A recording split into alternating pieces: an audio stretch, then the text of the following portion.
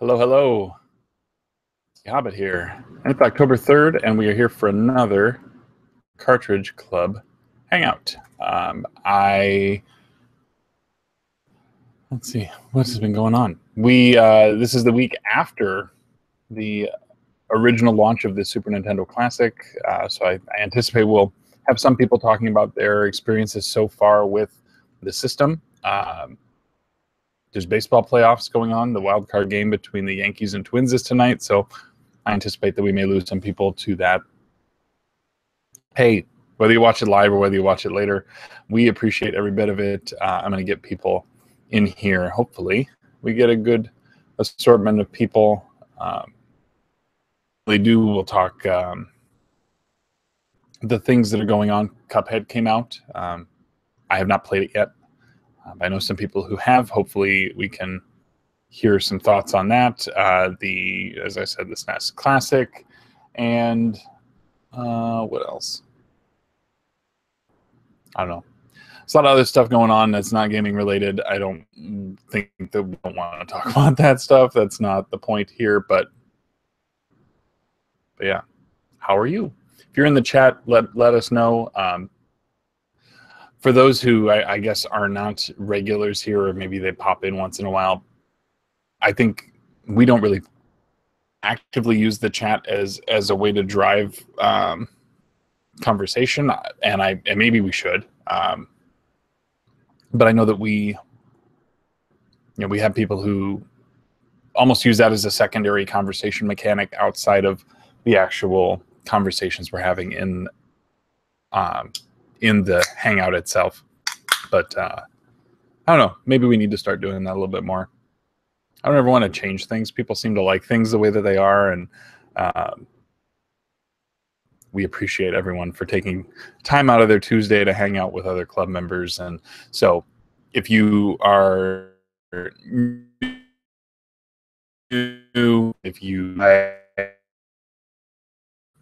there's more than enough space. We rarely top out at the max capacity. Is a rare occasion when that happens. So feel free to jump in. Feel free to have a conversation with us. We are all harmless people. And I look forward to meeting new faces, new club members, or just anyone who just wants to talk video games for a night. We are there.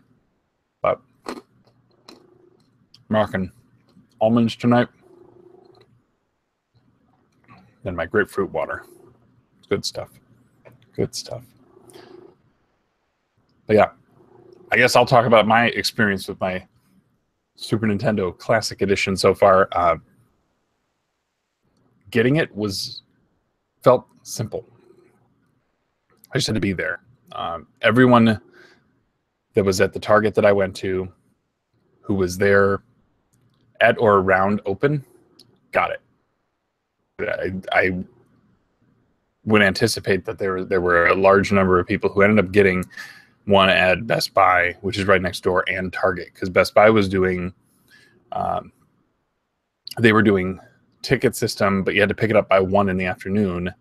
Target was doing tickets, but you had to pick it up by 8:30. So for people who wanted to get 2, and I guess I don't know what that does. I don't know how the secondary market's doing. I really hope that those who were so fanatic about getting it to kind of get out of the way of scalpers, I kind of hope that worked. I know that there have been a lot of people in my Facebook buy-sell trade groups who've been vocalizing the fact that they've been actively trolling, what do you call it? Scalpers. And it's kind of funny, but it's almost getting old. Hi, Eric. Hello. Can you hear me okay? Yep. Great. Sure can. Is it just us? What's going on? At the moment, it's just us, yeah. I was talking about what I've been seeing about the post-launch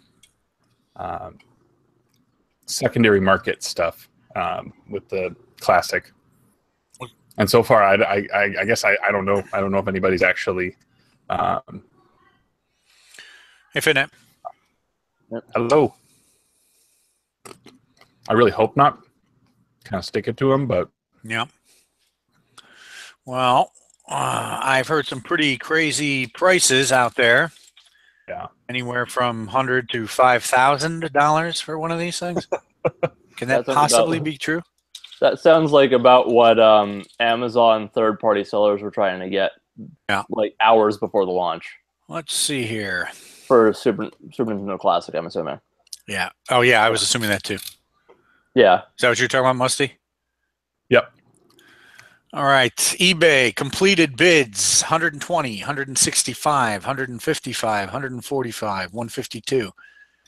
So I would say there are people buying these things in the 150 range. 325. Oh, that's with the NES also.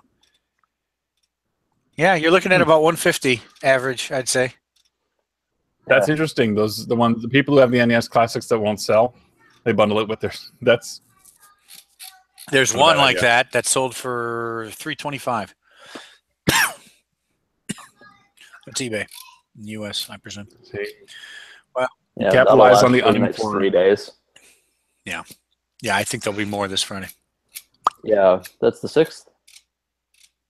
Yeah. You think they'll do restock on Friday? So I went to a Target later, maybe on the way. It was another Target on the way home. I stopped in there at about 10 or 10:30, and as I'm walking up to the electronics, because there's nothing in front, I hear the guy on the phone saying, "We're out of stock, or we're sold out." And so I said, "Oh, I just heard you say you're sold out." And he says, "Yeah," but I said, "The SNES Classic, right?" And he says, "Yeah, but I expect we'll get some more by next Friday." Yeah, the Amazon back order date on the day of was the 6th. Like they are expecting the 6th. Okay, yeah. There you go. 1 week. So that seems fairly guaranteed. Not guaranteed, but likely. I'll have to tip off my coworkers. So I brought it into work because I picked it up, went straight to work. And we had a potluck that day, and so everyone was there eating lunch, and I'm like, well, I'm going to commandeer this 60-inch television. Mm-hmm. And we had people playing Street Fighter, we had people racing Mario Kart over lunch, and then like there were 3 people who were like, so where do I go get this? I'm like, you can go to eBay. I said, do not buy it from. Yeah, do not buy. Yeah, right. Like don't do that to yourself. Like. Because I still have that reservation. When their next shipment comes around, I'll probably help one of them out. Cool. Because I don't know that there's anyone in the club who's like dying to get one that hasn't gotten it yet. Yeah. Well, but I'm happy. I am very happy with my purchase. Yeah. Do you have one FitNet? Pick up spoilers. Oh, yay! You did get one. Yeah, I got it at like 7 in the morning at Walmart. Oh, I'm sorry. I thought you were having trouble finding one. I guess I wasn't paying attention. I don't remember what I even said at the time, but I was pretty tired by the time I was commenting back in the Twitter chat. Thread. What time did your Walmart open? 7. Oh, so it was right at opening. I was there at around 6:30. Yeah. And I meant to be there a little earlier, but worked out that way. I was number 50 in line, and they had 66 units total. Oh, nice. Yeah, that's about my percentage too. I was 69 out of 103, but yeah. And I arrived. The fact that there were stores getting triple digits is just excellent. Yeah. Yep. Well, it tells me that likely part of the shutdown of production of the NES Classic earlier this year. I don't know how fast they can spin these things out, but if you've got 100, if you've got targets all over the country getting 100, what was the number? Didn't you quote the number 5 million of these? Is that what they said? Somebody said, I read somewhere that it was 5 million. 5 million. Which would have doubled the total NES Classic in total. Yeah. But if you're going to make 5 million of these things, even huge consoles that they sell, PlayStation 4s, they don't make 5 million for launch. So in order to make 5 million of these things, and I know they're a lot less complicated, but they might have shut down the NES thing a while ago to retool for or to reserve that that manufacturing capacity for the SNES Classic, because 5 million is a lot to do, and I don't know what their manufacturing capacity is. I can only speculate. That's one of the reasons they shut it down, because they knew they were going to be manufacturing the SNES. But yeah, 100 per store is outrageous. I mean, it's I was blown away when I got in line. I thought for sure there's like 60 people here. I thought for sure I was going to be out of luck, because I was expecting 30. Like I counted the moment I got in line. I'm like, okay, I'm 15th, and it looks like there's a couple couples here. So I'm at most 15th. And the guy came out at like quarter till, and he's like, hey, just want to let you know, we have more than enough for everybody here. And, you know, we're just going to do this ticket thing. And it was like, yeah, it was, we'll give you a ticket. You have until 8:30 to claim it. And then it's, the ticket goes to somebody else. Or where were you? Target. Yeah. See, our Target didn't even say we had till 8:30. She said, this is good for right now. As soon as this line ends, like basically we're gonna, you know, as people stop trickling in, we're just gonna sell them. And if you come back later and they're all gone, then they're all gone. They weren't paying attention to the tickets, really. It was just kind of like, if you're in line now, you're going to get one. And I went back around and got back in the line, because I figured, well, she said when the line kind of ends, they're going to open them up. So I'm like, well, all right, so you're going to open them up. So I got back in line. I went back around like I was any other person coming in the store at 7, because I wanted one for my brother-in-law. I didn't have any moral hangups about that at all. No, but I didn't get one. The guy in front of me, both he and I, they were like, nope, you guys, we just sold the last one.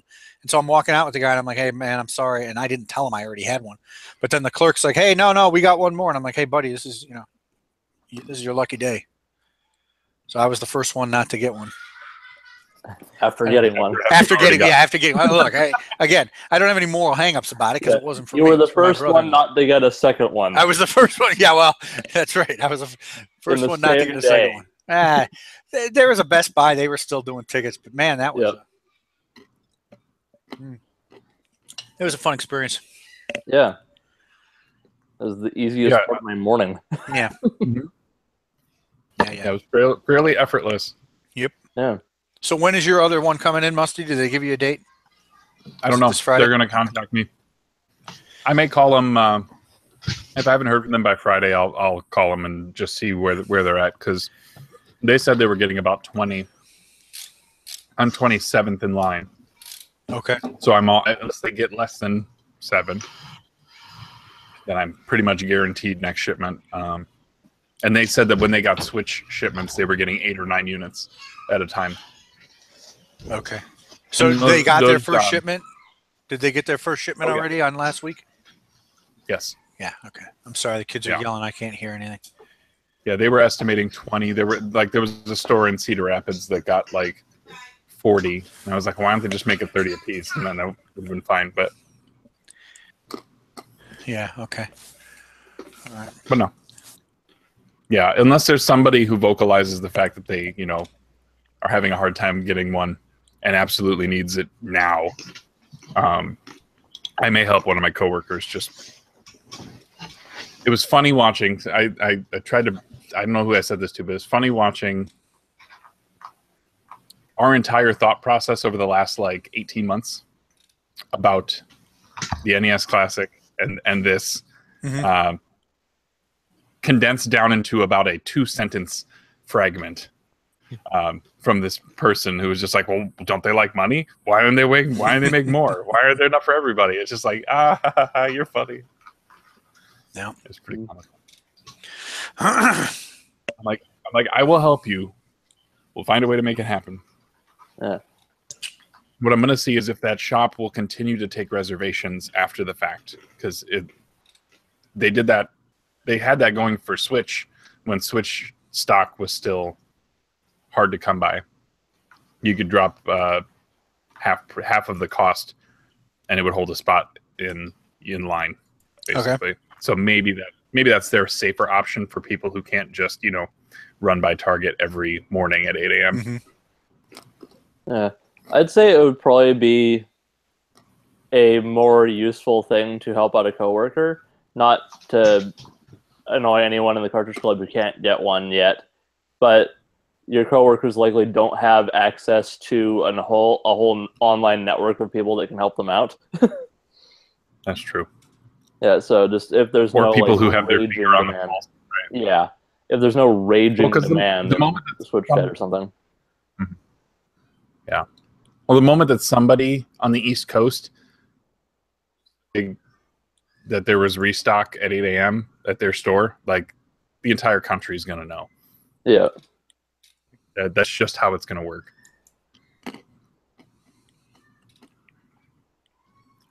And maybe I'll go down there and try and get another one. I don't know. Yeah. If I do, it'll just be for like a local friend or something. Yeah. It's a perfect little of games. Just such a good convenience item too. Oh, totally. I've been playing it over lunch. Like I come home from lunch, play like half an hour, and go back to work. Yeah, I'm thinking for mobility as well. Sorry to cut you off, Eric, but I've mentioned before that my mom plays games, and I think there's a few on Super Nintendo she'd like, but I don't want to have to unhook my Super Nintendo and take it upstairs and hook it up for her and all that. And she won't come down here and play it, that's for sure. So this is much easier to deal with in that regard. Mm-hmm. Yeah. Have you guys used the save state much? Not really. Okay, is Mostly there any? because I haven't played it much. Is there any way to access it without using the reset button? Nope.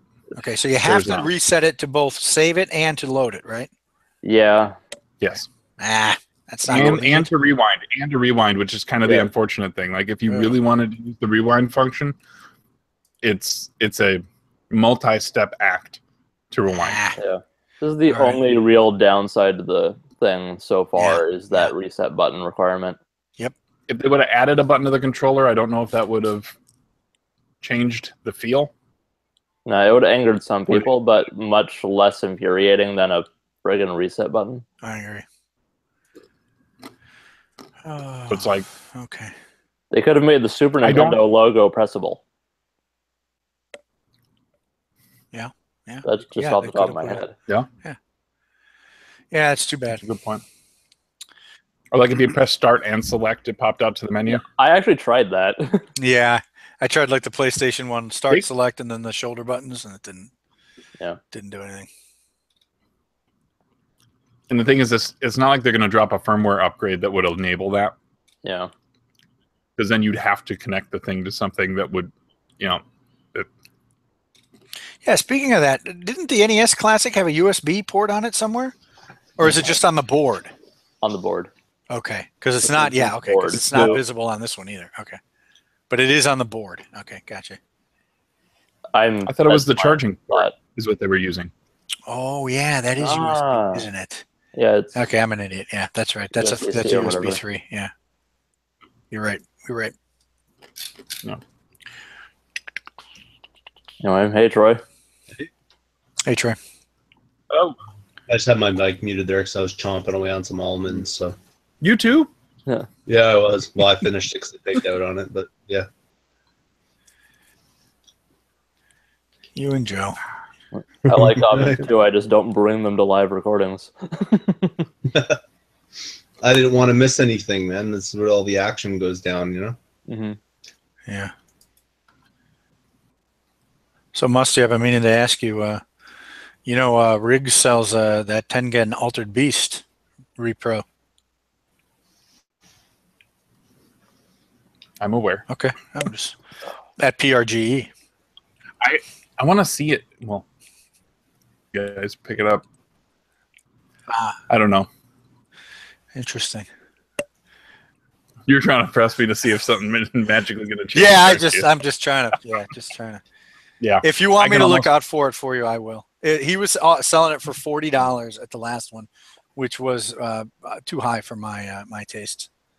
But if you're interested in that Altered Beast, you're not exactly a fan of Altered Beast either. So no, it's not a great game, and I'm sorry. Even I'm sure the Famicom version, which is what it is not great either. But I thought I'd offer it to you because I know you're going after. I was tempted. but I can't pay 40 for it. If it had been 20, I would have done it. Maybe 25, but 40 is too much. Yeah, that's it brings the question of like,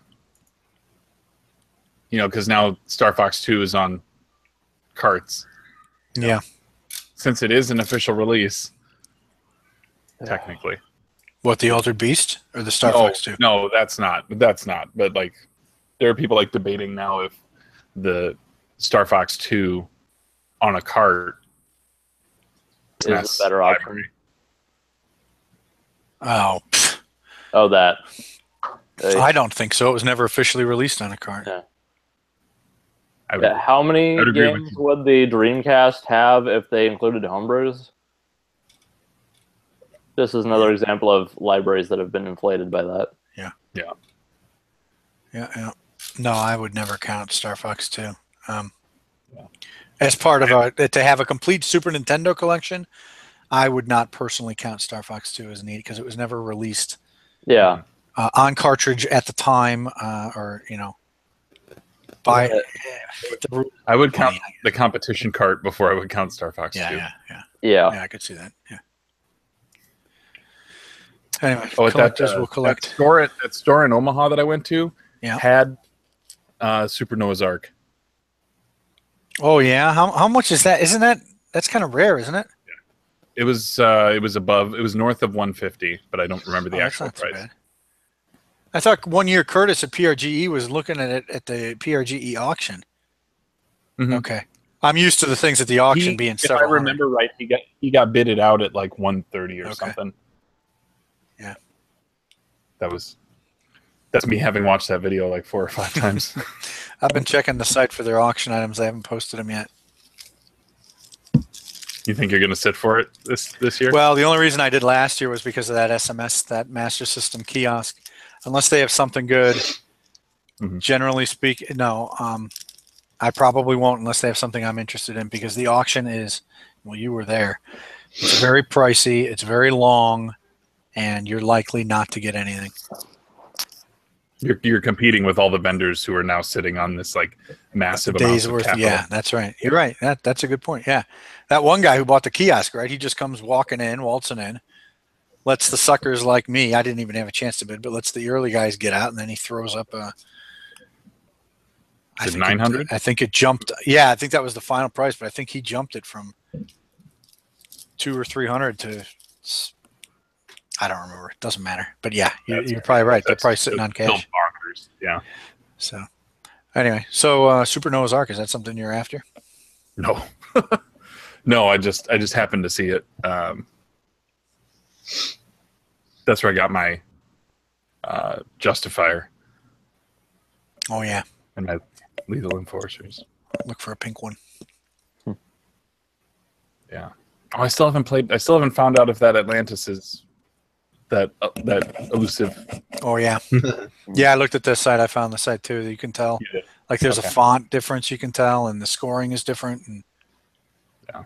I have the same label. I haven't checked mine either because I don't feel like dragging out the Atari. Yeah, I'd have to plug it in, and I reach around the back and get the coax all connected. Yeah. I know it doesn't sound like a lot. It's just let me put it this way: I could do all of that, or I could just turn on the SNES Mini and play something on that. That's right. Fitnet was saying, or just turn it on. It's really convenient. You just turn it on, and there's the it'll do the attract mode, but it's your gameplay, which is awesome. Is that right? It's your gameplay? Yeah. If it plays like any save stated version you have, it has that previous 30 seconds there. Is that right? Yeah. Warning. So it'll play it saves the pause screen. And you have to watch your own pause screen. That's funny. Yeah. Stupid SNES Mini. But no, it's kind of fun because it's like, oh, that it almost reminds me that I need to go beat Armored Armadillo because I kept dying right before. Yeah, like that was when I turned that game. Yeah, so if you have a save state, it'll do the 30 seconds prior to each of the saves. Okay. Or it'll grab the last 30 seconds of what you played on that. Because I don't think I save stated Mega Man. Okay. at the password screen. Yep. Yeah, I've been playing Super Castlevania on it a little bit. It being the game of the month and all. I'm pretty happy with Super Castlevania. It's a really good game. I think the I'm sorry, I think the character sprite looks like a garbled mess. This game can still be good, and I can agree with you. No, I'm sure the game is good, but I was looking at it, I'm like, this is kind of a garbled mess. This must have been, I mean, I presume it was designed. It probably looks a little better on a blurry CRT, but it's a little bit. Sorry, it's a little bit off looking, but still, it's a little bit goofy looking. Yeah. But one of the sprites I like is if you are airborne and you do a diagonal downward whip, he like stretches like this and his arms up. Yeah. And the whip is like extended out. It looks. I'll have to try them. That's like the one. Yeah, try pull doing it that. off. Like if I like. you're jumping off the platform. Yeah. If you're jumping off a platform as you're coming down. Whip to down. the. All right. I'll try it. Whip forward and down, and he does like his arm kind of comes up. The hanging from the like anchor points looks silly. That yeah. I don't even remember. I'm too paranoid about falling. I haven't made it very far. I just made it to the point where P1 was talking about having trouble with it, with the rotating room. Oh yeah, what level's that? The 6. 6? I don't remember the number. How many are there? I am not sure. Okay. Close to the end. It's the one right after that skull boss, the mini boss. If that helps. I know I'm on level 2. That's the kind of foresty, swampy area. I can tell you it goes beyond numbers. But I don't know how far. Okay. Oh. Yeah, some of the boss fights, it's like at that point, I'm just like, oh god, gotta beat it. I don't want to have to do this whole level over again because I'm down to no lives and. Yeah. And other times, like that was it. Yeah, you just kind of cheese it. You find that one spot where they can't hit you, and or they just are a badly designed boss and they're super easy to beat. That's also true. That's from the perspective of someone who has played it before a lot and has beaten it previously. I don't remember when I first played this game, but I remember liking it as a kid, even though I never owned it. Castlevania 4 was the first Super Nintendo game I ever bought. Wow. I don't know if anybody cares about that, but here maybe this is a more interesting fact. That was in January of 2001. So I must have gotten a Majesco. I just went to I got a SNES Mini, and I remember thinking I should buy one of these Super Nintendos while they're still available at retail. And so I went to Toys R Us and bought a SNES, the Mini, the Slim. And then I went over to the mall and they had Super Castlevania 4, and I'm like, okay. It was $20. New. Must have been a re-release. That's my Super Nintendo Castlevania 4 story. I got it in one of the only eBay lots I've ever purchased. Oh, yeah? It wasn't a large lot, but it was like this, Death of Superman, which was another game I liked as a kid but never owned. Or Death and Return of Superman, whatever it's called. Yeah. And what were the other ones? Super Star Wars and Mario was missing. And it came with the manual. No, it came with the strategy guide for Super Star Wars. And I think that was like $50 at the time, which is insane. Oh, Super Double Dragon. Oops, excuse me. Super Double Dragon. That might be one I'd try to get. Although I hear, is it good? It's pretty okay. Yeah, it's pretty okay. I don't know if that's good. Pretty okay? I don't know what that means. I haven't played it in a long time. Okay. I mean, it's good. I appreciate the skill required, or this might be something I'm hallucinating, but like where you face different enemies based on their martial art, it seems like. Okay. Like, a different move will be more effective to getting past their block. Oh, I see. Okay. It's not super complicated, but it does, like, when you notice it, you notice the pattern. And it seems to be based off that. Yeah, okay.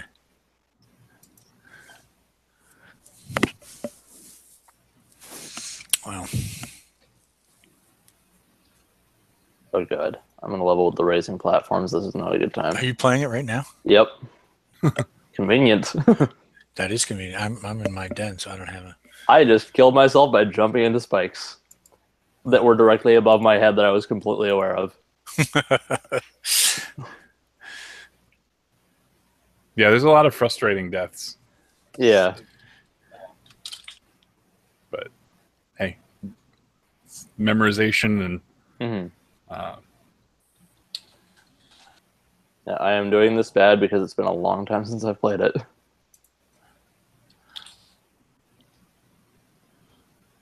I haven't gotten into it yet. I'm still playing Mega Man 2. Oh, yeah. How's that going? I haven't really had any time to even look at it, to tell you the truth. That's why it's taking me so long. I played through Metal Man and Airman, and that's about it. Well, if you've beaten Metal Man, you've effectively beaten the game. So yeah, I heard. Yeah, everybody played Metal Man first, huh? Is that that's the convention of wisdom? I didn't do that. His level's just not. It's not difficult. No. Really didn't find it to be difficult at all. And him as a boss, you know, he doesn't get all up in your face. He just sits there throwing things from a distance that are fairly easy to get around. But here's why I didn't do Metal Man first. Why didn't I do Metal Man first? I think I was concerned. He's got an energy tank right at the beginning of his level. And I knew that I believe that the password system doesn't save energy tanks. I could be wrong about that, but I don't think if you enter a password, you re-get the energy tank. There's like a slightly different password, I think, depending on how many. Yeah, I think you're right. Is it? I don't know. I thought it didn't account for it at all. In any case, I will simply claim... Is Ryan on? I will simply claim I didn't do Metal Man because I wanted that energy tank near to the end of the game. Okay. Ryan had made a comment to me that he had a password castle with four tanks. Oh, okay. Well, I made a mistake then. That worked out because I didn't have the password at all. Yeah. I think I ended up using my note earlier because I didn't want to have to, it was a situation, and I just wanted I didn't want to have to retrace all my steps and stuff like that. So yeah, okay. I was weak. One thing's sure with the SNES Classic and Castlevania 4, if there was a significant latency problem on this system, you would not be able to finish this game due to certain jump timings. Because if you can't jump at a certain time, you lose. I'm sorry, are you talking about Castlevania now? Or yeah. Mega Man? Okay. Castlevania. Where, is anyone familiar with those levels where you land on the platforms and they'll flip and dump you off if you don't jump? Yeah. Yeah, if you couldn't jump at that exact moment, yes, this system would be unplayable for this game. So there's some stuff later on where the slowdown has an impact too. Yeah. I think it's funny that Rick was saying it's funny that the slowdown is there. Yeah. Because it doesn't have to be. But people remember it that way, and sometimes it can be helpful. And when you're being chased by 6 bats, that'll do it. Imagine that they included Gradius 6 and they didn't include the slowdown. 3, you mean? What do they say?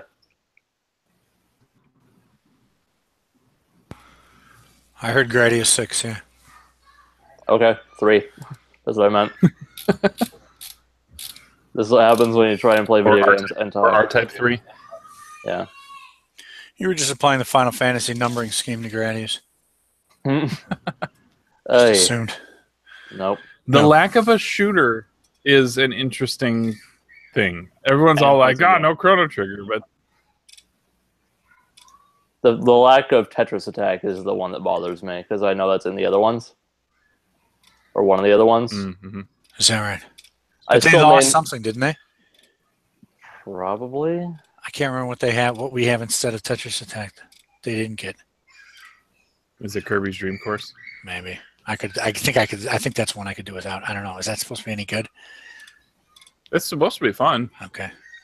I haven't played it yet. I have the cart and I haven't played it yet. But I know I know that game rose in popularity because they're still playing.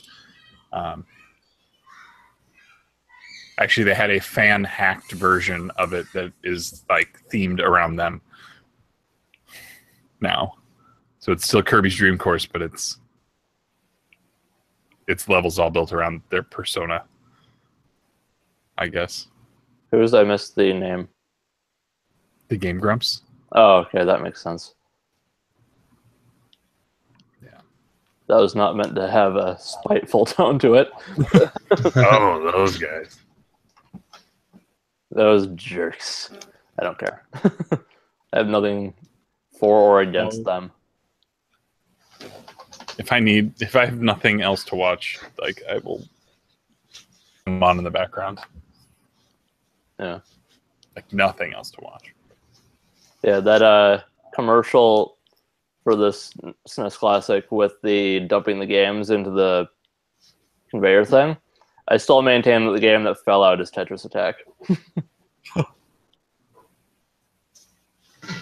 Every time I watch that commercial, I'm like, that's friggin' Tetris Attack that fell off the line and didn't make it in. Are there any other big... there's no puzzle game. Was Tetris on the NES Mini or whatever classic?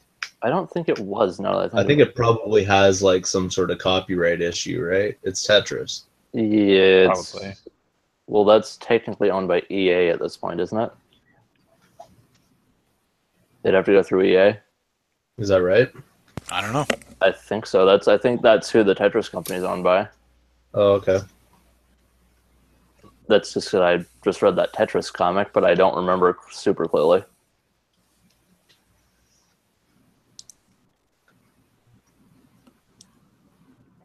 We should ask Miles. They have an NES Classic. Well, yeah, he's listening. Miles, what's the deal? I'm happily gonna wait until they release tons of them, Yeah. Mm-hmm. and then I'm You're not gonna gonna have a hard time. laugh at scalpers. I was already laughing at scalpers on day one. I was doing that on Facebook. It was pretty Day fun. 0 laughing at scalpers. Yeah, I was for the SNES one.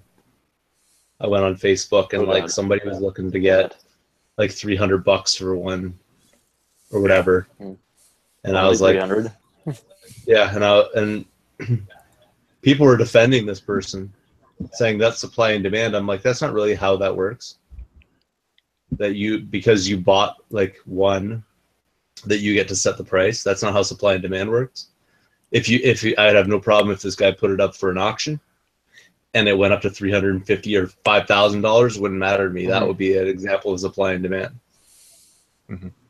But buying it and then the next like 3 hours later after you've bought it, putting it up for that is what I call a scumbag reseller. Ugh. Yeah. So. Well, and that's like the high end of like before it becomes a real console, like that's what a Switch costs. This is not a Switch. Yeah, exactly. Okay, so Tetris wasn't on the NES Classic. Actually, tip on that, Miles. That might be a licensing issue. Yeah, I would think so. Maybe it also has to do with the original NES copies, like kind of weird licensing issue of even getting it out in the first place, and with Tengen and all that. How long will it take for original NES games to become like public domain? Like A very long time. Yeah. Because they're going to keep renewing the licensing on it. So it's never going to have its copyright lapse. Some games might, though. Some will, but that's still going to be, what? Is it 50 years? 40 more years or something? I think that's how long it takes?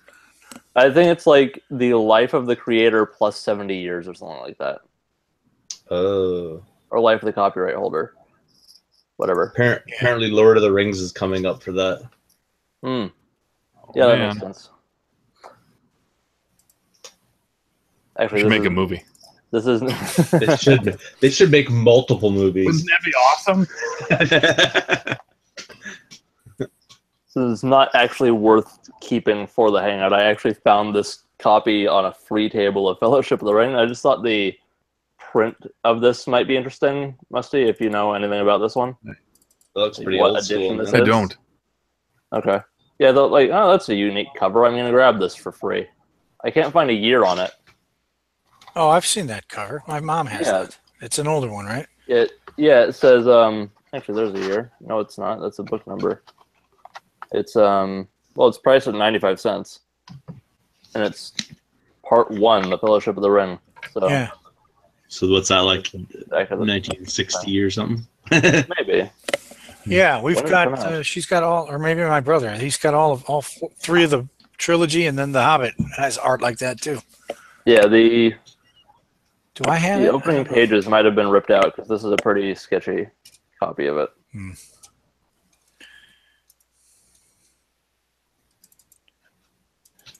But yeah, I just grabbed it because it was free and I thought it was interesting. Cool.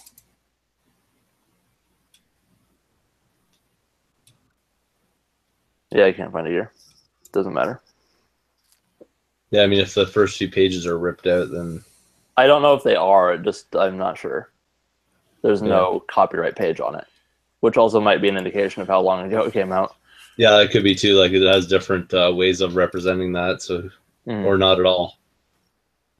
Yeah. The first edition is Silmarillion, I believe, that I have, has the year on it. Oh, yeah. Yeah. I don't collect this stuff. I just happen to find a couple.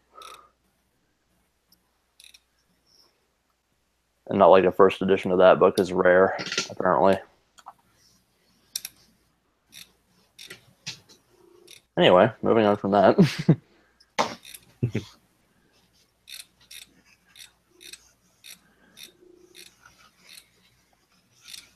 Or... So I'm just intently cleaning a video game here. I don't want to mess up the label. So I am hyper focused on this, minus the fact that I'm talking right now.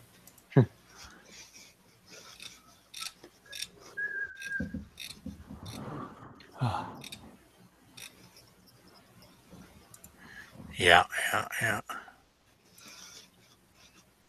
I am. Oh, it's exciting. I'm glad things panned out. I know that people were kind of nervous. Yeah.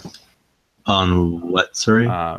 This NES Classic. Not to go back to this NES. Oh. What am I doing going back to this NES Classic? You were talking about copyright. Yeah. So that's... But yeah. Well, I think I summoned Caleb to the chat by talking about book copyrights. oh, really? Caleb's in the chat? I say it might be a book club sort of thing.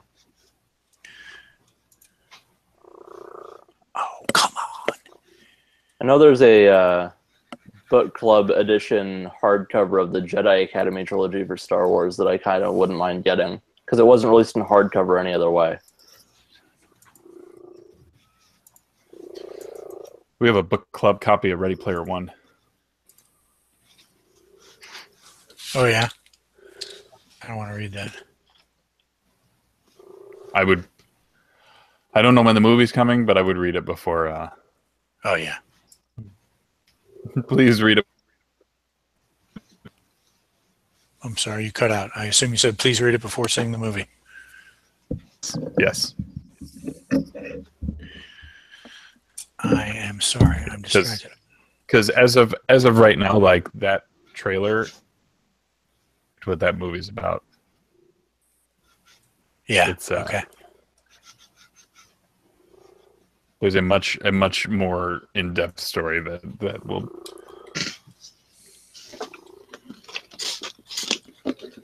that I won't go into. Because you should just read it. Says me, the guy who's still maybe 100 pages into Console Wars for the past 2 years. Oh, I couldn't put that book down. I was on a run with it, and then I got sidetracked and haven't gone back to it. It's sitting under my.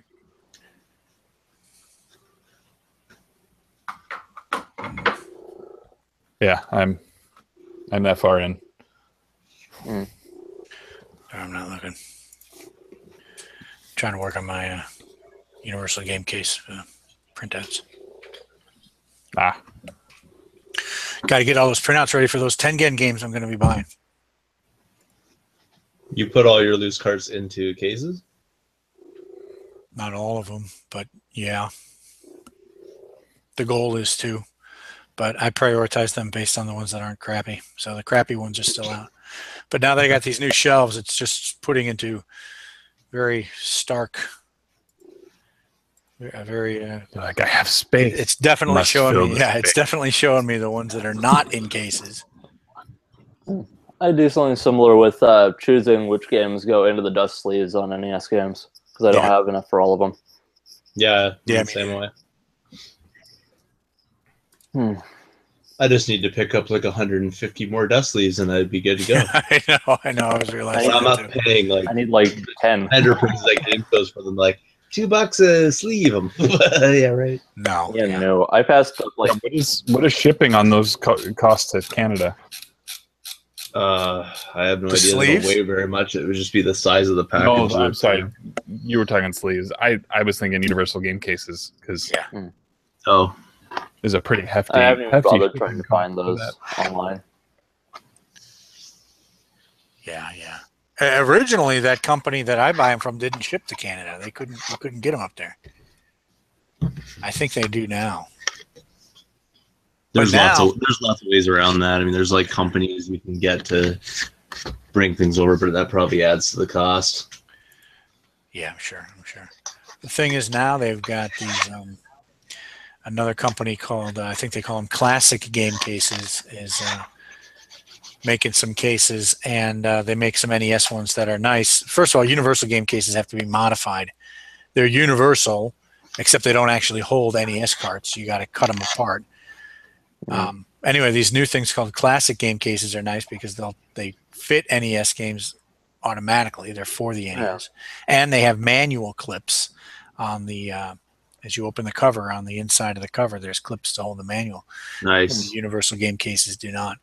But I'm really tempted, but I've spent so much time and money making Universal Game Cases for the NES that the classic ones are different sizes, so you'd have to reprint the inserts and rebuy them, and they're more expensive. And I don't think I can justify You could at least that. you could sell off your other ones though. I could. I'm just not. I don't think I'm going to go for it. I think I'm going to stick with the Universal for now. But they are really nice, and I'm thinking about getting some of the Game Boy ones from those guys. They look like DS cases, but they can hold Game Boy, Game Boy Color, Game Boy Advance games. That's cool. Yeah. I think one of the things keeping me from looking those up was the fact that you had to mutilate it to fit certain games in there. Yeah. Yep. And that just bothered me. It's like I'm not going to spend probably more money than I should to get it here and also rip it apart and possibly mess it up. Yeah, it's a labor-intensive process. Yeah, I'm not paying for the opportunity to do more work. Well, you might want to check these classic game cases out. Yeah. I know you can just Those Google like it. the was it Bitbox? They're not the ones from Stone Age Gamer that Gamester advertises, if that's what you're asking. Okay. Are there ones that fit N64 games? It's been a while since I looked. Let me see. Classic game. The universal ones will fit without modification. Yes. Fit N64 without modification? Yep. That's the one I'd potentially N64 do just because of the lack of the end labels.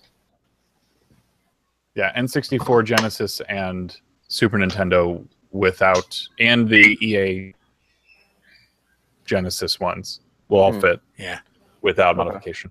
Here. It's custom game cases, and you can find them at customgamecases.com. Okay. And it looks like, and this is fantastic, it looks like they're going to make Game Gear ones. Coming soon, Game Gear. Anyway, I haven't ordered any of these yet. I'm really... At some point, does Game Gear catch fire, do you think? You mean collection-wise? collection-wise? Not like a physical Game Gear, but like the library, right? Does that, because that's like what the most expensive game is. Does anyone know off the top of their head what the most expensive game for the Game Gear goes at? No, I I'm don't. not sure. No, Gonna sorry. look. I would have thought, you know what, Musty? I would have thought that the Game Gear would have picked up when that adapter came out for the Retron 5. Mm-hmm. If anything is going to cause Game Gear to catch on fire, it's going to be the ability for people to start playing them on a TV. For sure. I would have thought that would have done it, but I don't know that they have. I mean, maybe they've raised in price, but right now it seems that nobody's interested because you can't play it on the TV, and most Game Gears are broken.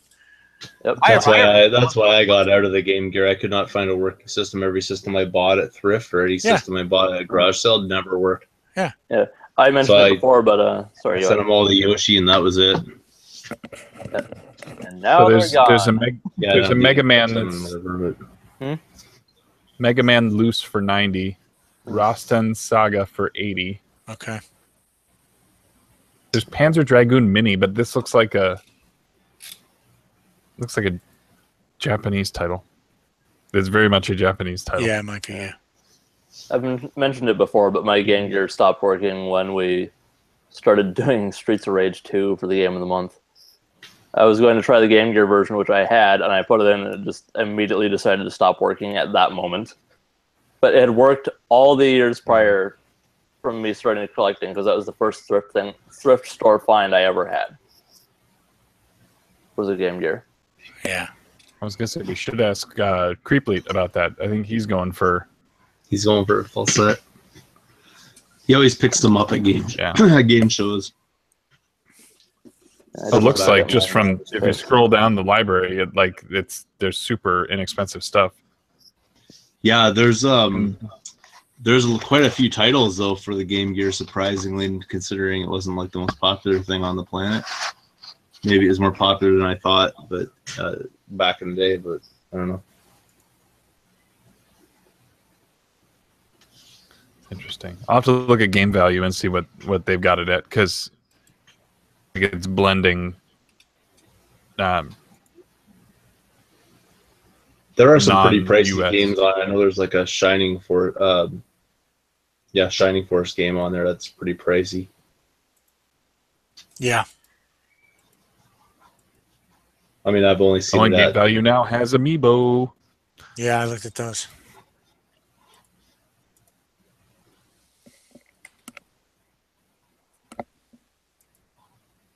Yep. All kinds of stuff in here. But you can't hear me typing.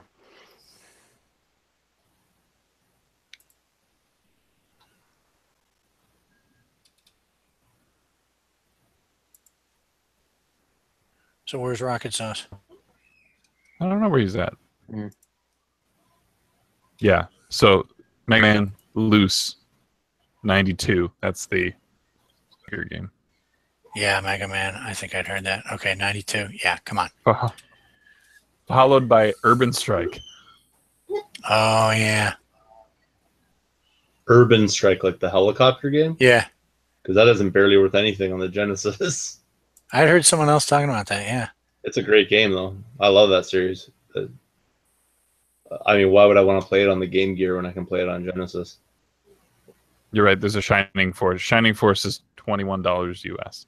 Oh, really? Loose. I just seen it at game show or like the game swaps for way too much. Then Is that a U.S. game?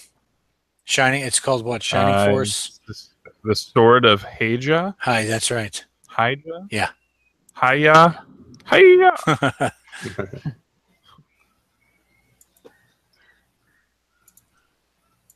Bubble bobble. Yeah. Custom game. I don't know. I just it makes me wonder if you know, is there some catalyst that causes a library to like take off like that? Yeah, I don't know. I presume aside from you know, YouTubers talking about it. yeah, but tons of people have done videos on Game Gear, and it still doesn't seem to affect the prices. Mm-hmm. I wish guys like Metal Jesus would like just not do videos in the months leading up to expos that I go to. You're like, shouldn't you be preparing your panels? Yeah, exactly. No, it's like he did I forget what he did. He did compilations with John Riggs. And there's he did the Data East collection for the Wii, which is one I was going to be looking for. But now a bunch of people are going to be looking for it because he just did a video on it. You know, save the recommendations until after the expos. They never end. I know. That's the thing, right? That's the trick. You should just send them a list of games not to talk about. Yeah, please do not talk about these. Right. Anyway. Did you see if Rayman 3 got fixed? I heard it did, but I have not confirmed it myself. Okay. I should do that after this. I think it's up. Okay. But was there an additional issue other than it just not showing up? When I tried, like the price. Well, no, it was showing up, but the price was showing up. It was showing with the full price. Yeah. Oh yeah, that's what I meant. Like. Yeah. Yeah. I'm lucky I caught it because I would have, out of reflex, clicked continue. I know. I was like, wait. That's why I tweeted about it, because I just wanted to let people, whoever followed me, know this isn't coming up right, so don't just click through. Yeah. Yeah, that's what I want to play too. If I complete it, that's definitely my GCCABC game. I've got my G already, but what is it? God of War? God of War 3, yep. 3. Yeah, I haven't played that either. What did you think of that one, by the way? I liked it. I liked it a lot, actually. Yeah, and that was your first God of War? That was my first time playing that one. Oh, okay. I played the first two. Just the scale and like the... there were some things in level design that they did that there's some... I don't want to call it a flying stage, but it is kind of a flying stage. Yeah, that one. Okay. What about it? That's pretty cool. But yeah, I mean, just the fact that like the first game you're playing against barbarians and like very humanoid things, and then by this point you're fighting gods. And yeah, I won't go any further about it, but it'll be interesting to see if they, like, I don't know what much about 4 since E3, so I don't know if there's going to be more talk about that soon, or Ryan would know when the PlayStation experience is coming.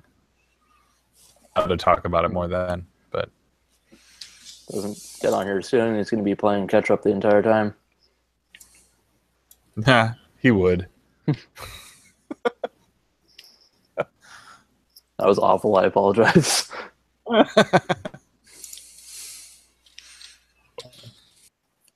But no, God of War 3 is pretty awesome. Hmm. I enjoyed it. Yeah, I've got the PS4 version now as well, and I need to replay that. It's been a long time.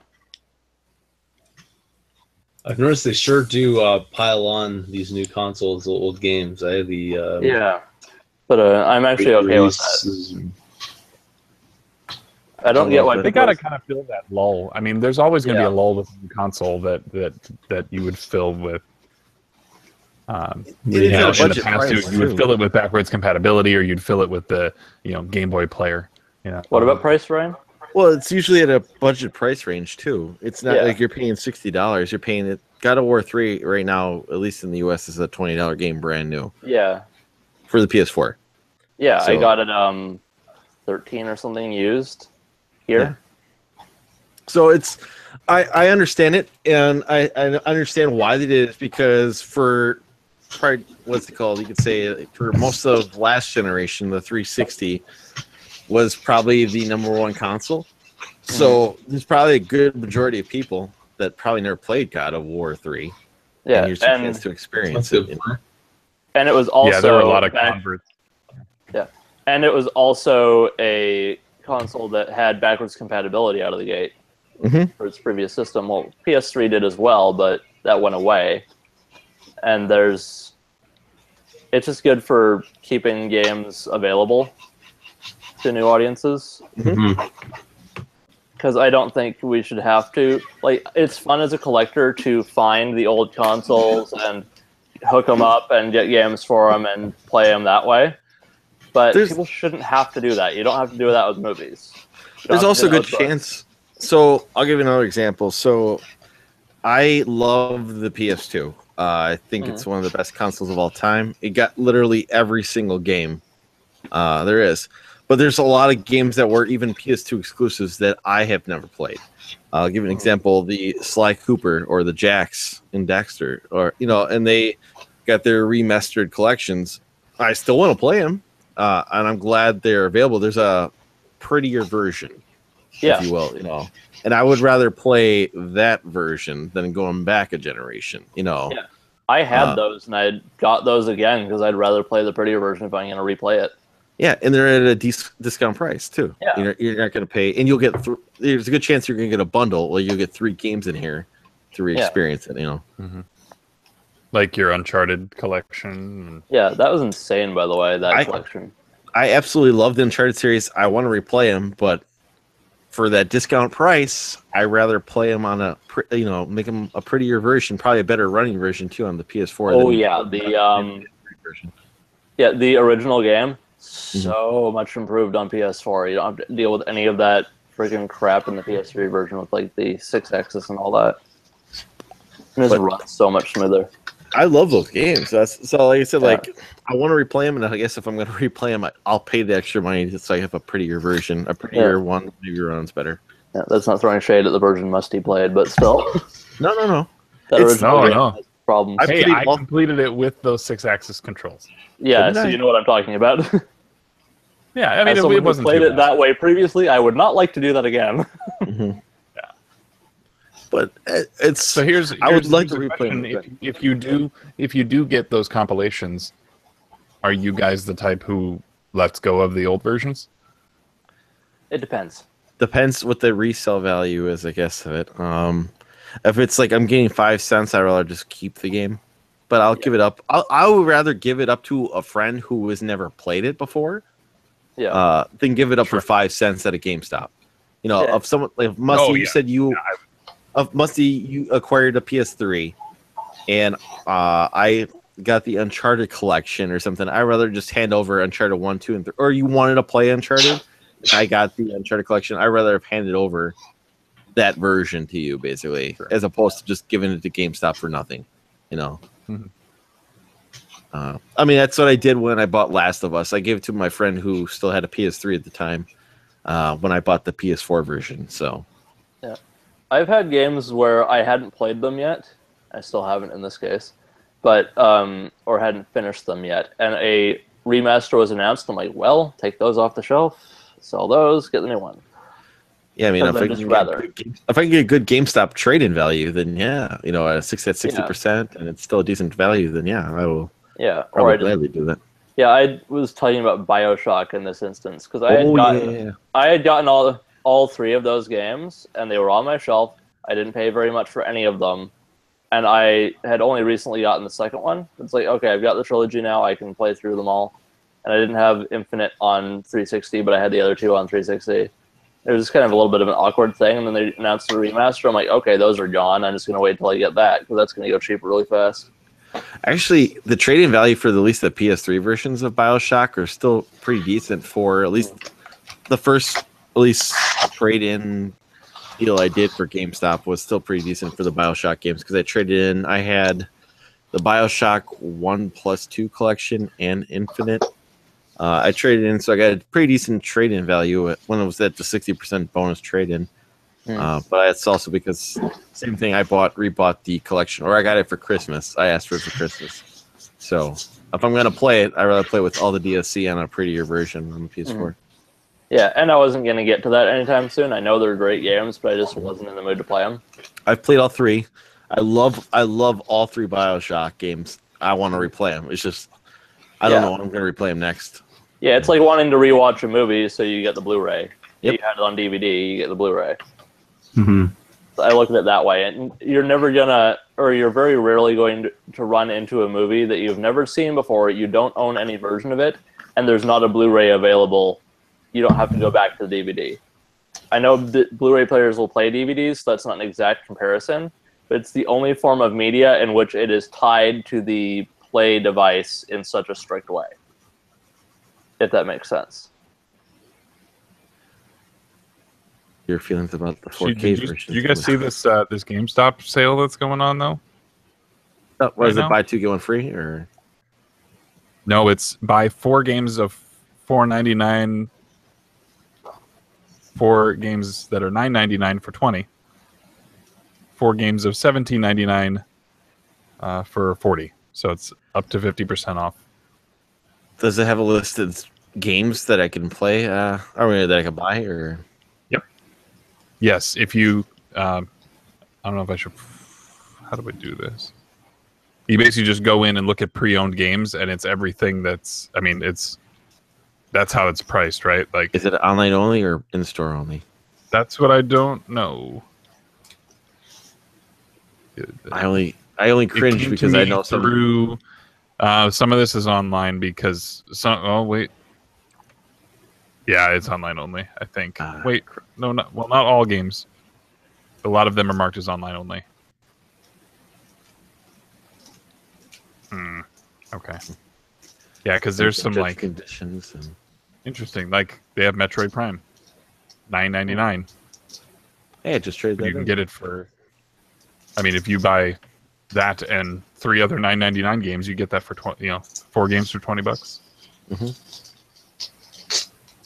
Not too shabby. I traded in a no manual version with those Player's Choice edition, so that had to go. Get that yellow label off my shelf. Get that yellow label off my shelf. You taint my shelf. Collecting prude. I scoff in that direction. Yeah. I think the last 4 or so GameCube games I've gotten have been Player's Choice, and they're the only ones that are that on my shelf, which is mildly irritating, but they're good enough games that I don't care. You know, one of the PlayStation... It's kind of one of those things, like, if I find it, it's Player's Choice, I'll buy it. If I can replace it later, then whatever. Yeah. If I can't, it sits there. Yeah. Until I find a whatever version. Yeah, at least there are multiple in a row on my shelf now. It would be funny if they were interspersed, because then it would be like a Bumblebee action thing. I currently have, let's see, for GameCube, 1, 2, 3, 4, 5, 6, 10 games that are Player's Choice.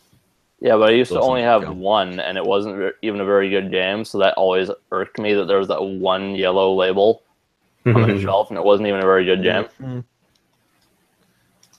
It's interesting how it became a Player's Choice if it sucked. It's not. I don't mean in terms of bad game exactly, just in terms of it was the Namco collection. It was just kind of. I already had the 50th anniversary collection on PS2, and it wasn't that rare of a game. There's some games on the GameCube that only come like that. That only come in the Player's Choice? Yeah, it's like the Pac-Man and Pac-Man World one, I think, or something. That would make sense. Yeah, it's a combo pack one or whatever, where there's like 2 games in one, but I think it's only player's choice.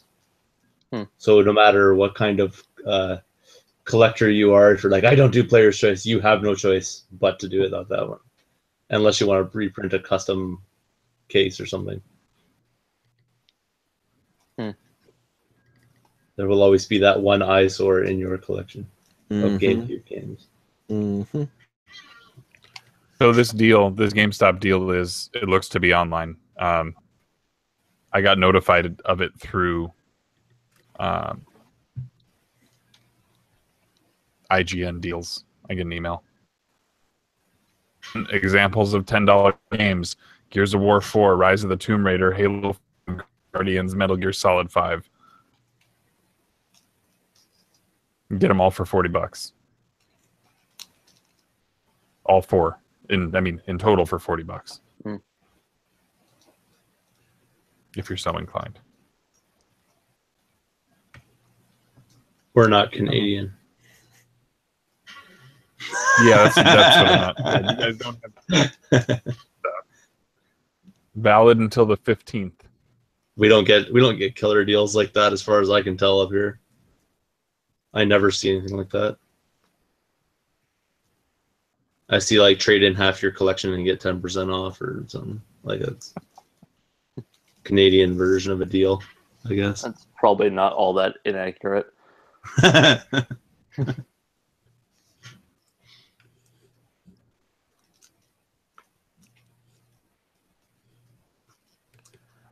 So yeah, like some of the games that though, like I want left though from that generation are a little bit more pricier. Like I'll give you an example: Tomb Raider Trilogy for the PS3, where it's got the remakes of like those, the first 3 games basically. Not I don't really. know. It's Has anyone not heard all anything about remakes. those? It's Anniversary is a remake of the first game, or a reboot, I guess, sort of. It's mostly a remake, I guess. And then Legend was an original game, and Underworld is an original game, and that third one is the only one that hasn't been remastered because it came out on 360 originally.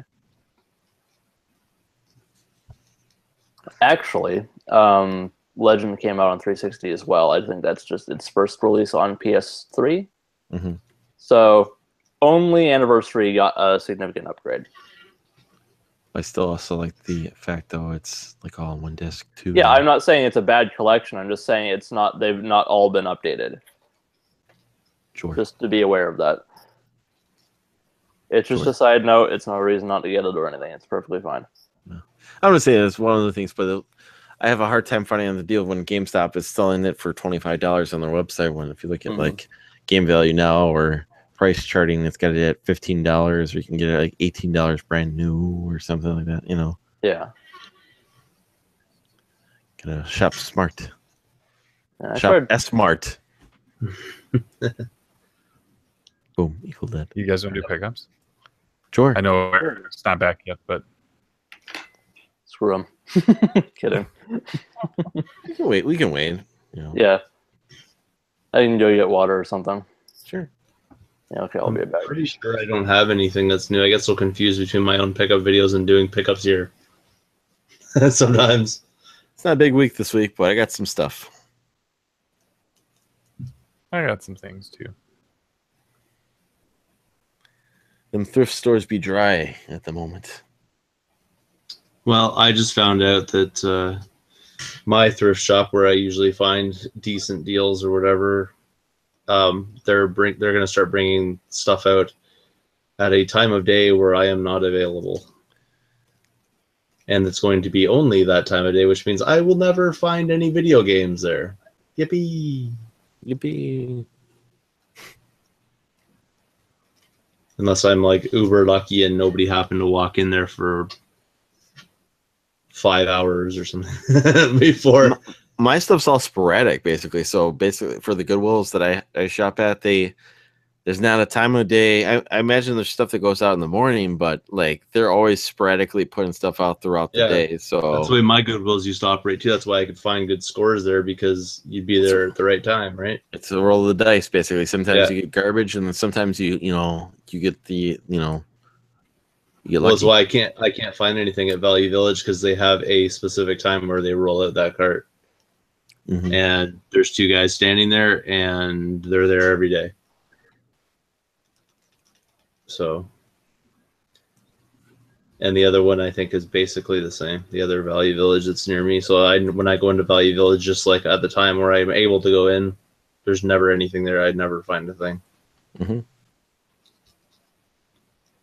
At least since that Value Village. Why can't you guys be just a little inconsistent, right? Yeah, like just bring it out randomly so that everybody gets a shot at it. Like you're basically bringing it out and handing it over to people. It's crazy. Because they know exactly when to be there. And there's a guy in my area who, the past 2 times I've done like a garage sale with some friends. They have a good location, and so it's like we bring our stuff and but he does what we do, but for like speakers. Okay. And so he was, I could see a lot of bill tactics, trying to find the little imperfections and make them a big deal, and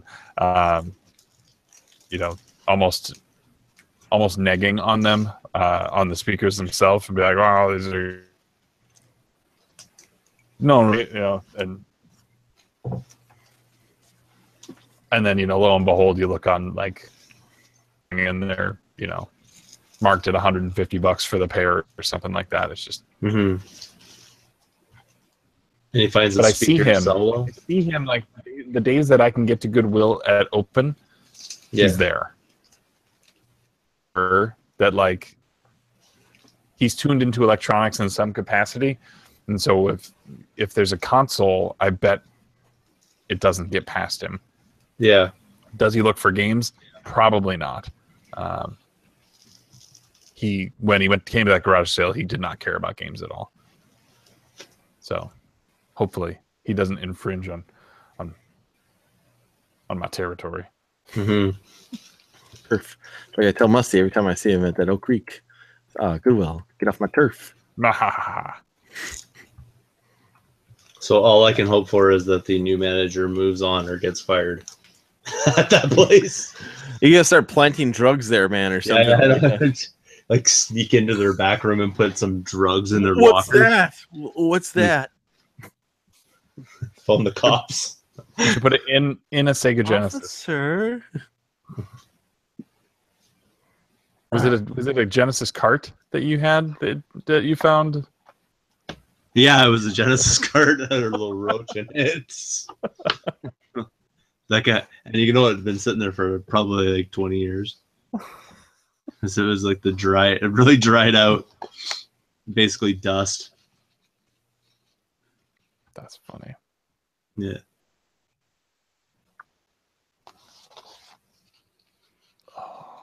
The joys of cleaning games.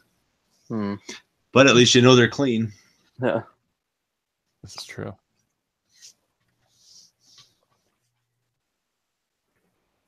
I'm thinking of leaping back into Xbox stuff. Do you want to get back into Xbox?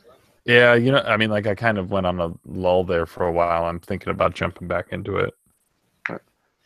I saw a bunch of games today, but at $5 each, the one titles they had weren't even worth it. I actually have a big pile of my original Xbox games kind of off to the side in my game room, along with other console stuff, just because I did sort of a mid-purge where I took all the games that I either couldn't justify having on my shelf or hadn't played enough to tell off and took them out of the collection entirely and put them in a pile inside the room, so I had to play them to decide whether they went back or I had to get rid of them. How many did you purge doing that? Purge or just are in the consideration. Oh, okay. That. In consideration, there's probably over 100. under 150 games in there. Oh, so you haven't insane. played through that pile? No, I haven't played through the pile, but a I lot thought of you were them, talking in the past there. yeah, a lot of the games actually only took getting them off of there and out of the collection status to then they're just in the side of the room. I'll look at them occasionally and go, I really don't actually need that one. And I'll just put them in the sell pile right away without even having to play it again. Mm-hmm. I've purged. Like I've put in the sell pile about 25 games so far. Okay. I know somebody that might be interested, a fellow collector who just happens to think that he might want to get back into Xbox collecting. Yeah, not original Xbox games. I don't think there's actually any in there. There are, but there's only two, and you probably either already have them or don't care. It's Fable, the original version of it, and Wolfenstein, Return of the Castle Wolfenstein, or whatever one. I had that one, but I no longer have that one. Yeah, the Wolfenstein game is like, I didn't really get into it. And with Fable, it's like, I already have the 360 anniversary version. I don't need this one. I'm never going to play the original version of that game. Like, part of me wants to go get some of the big guns before they get out of hand. Because it's coming. I mean, I feel like it's coming. Stubbs, Futurama, Teen Titans. I don't have Stubbs yet, no. Teen Titans is hard to come by? Yeah. Did Psychonauts get a Apparently. release on another console? It will be. Yes. Isn't it downloadable on PS4? I think Caleb was it playing on it Steam recently, I guess. It was on Steam. That's right. Or when the whole was VR thing came out. for Psychonauts? Yeah, was it the Rhombus of Ruin or something? I have no idea. All I know is I got it for free recently through Humble Bundle. Because they were just giving it away randomly. Pay attention to Humble Bundle. Is Fatal Frames on your list, Musty? They will be. Yeah. I have one and but two. yeah, I need to get Psychonauts back. I had Psychonauts and I traded it away for I can't remember what it was. Yeah. I'm probably gonna have to trim. I haven't because I love the original Xbox, but I might have to trim some of it. Yeah. Yeah. I haven't formalized a list yet, but it's like I have the biggest fish. I have Steel Battalion, I have Operation Genesis, so now it's the steps below that. Yeah. But those are I think some of the biggest ones are. Futurama apparently is super hard to find on any console. I wonder why that is. I mean, at the time it would have been a pretty popular show, so you'd think they would have produced a lot of the game, but yeah.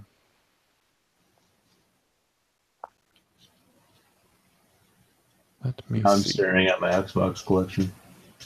Every time you bring up Xbox games, and I look over at a shelf here, I'm like, oh yeah.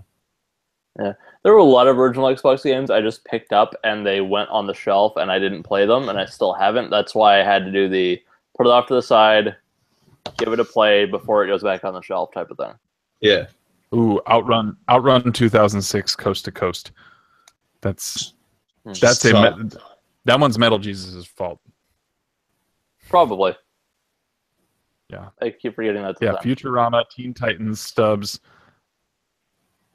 But Teen Titans is I had Marvel vs. Capcom 2, and I got rid of it because I was like, I'm going to get the Dreamcast version. Yeah, the best version. I haven't done that yet. Teen Titans is multi-platform, though. That's what's screwing with me.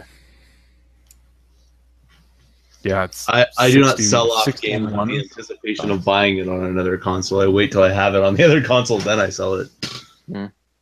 Yeah.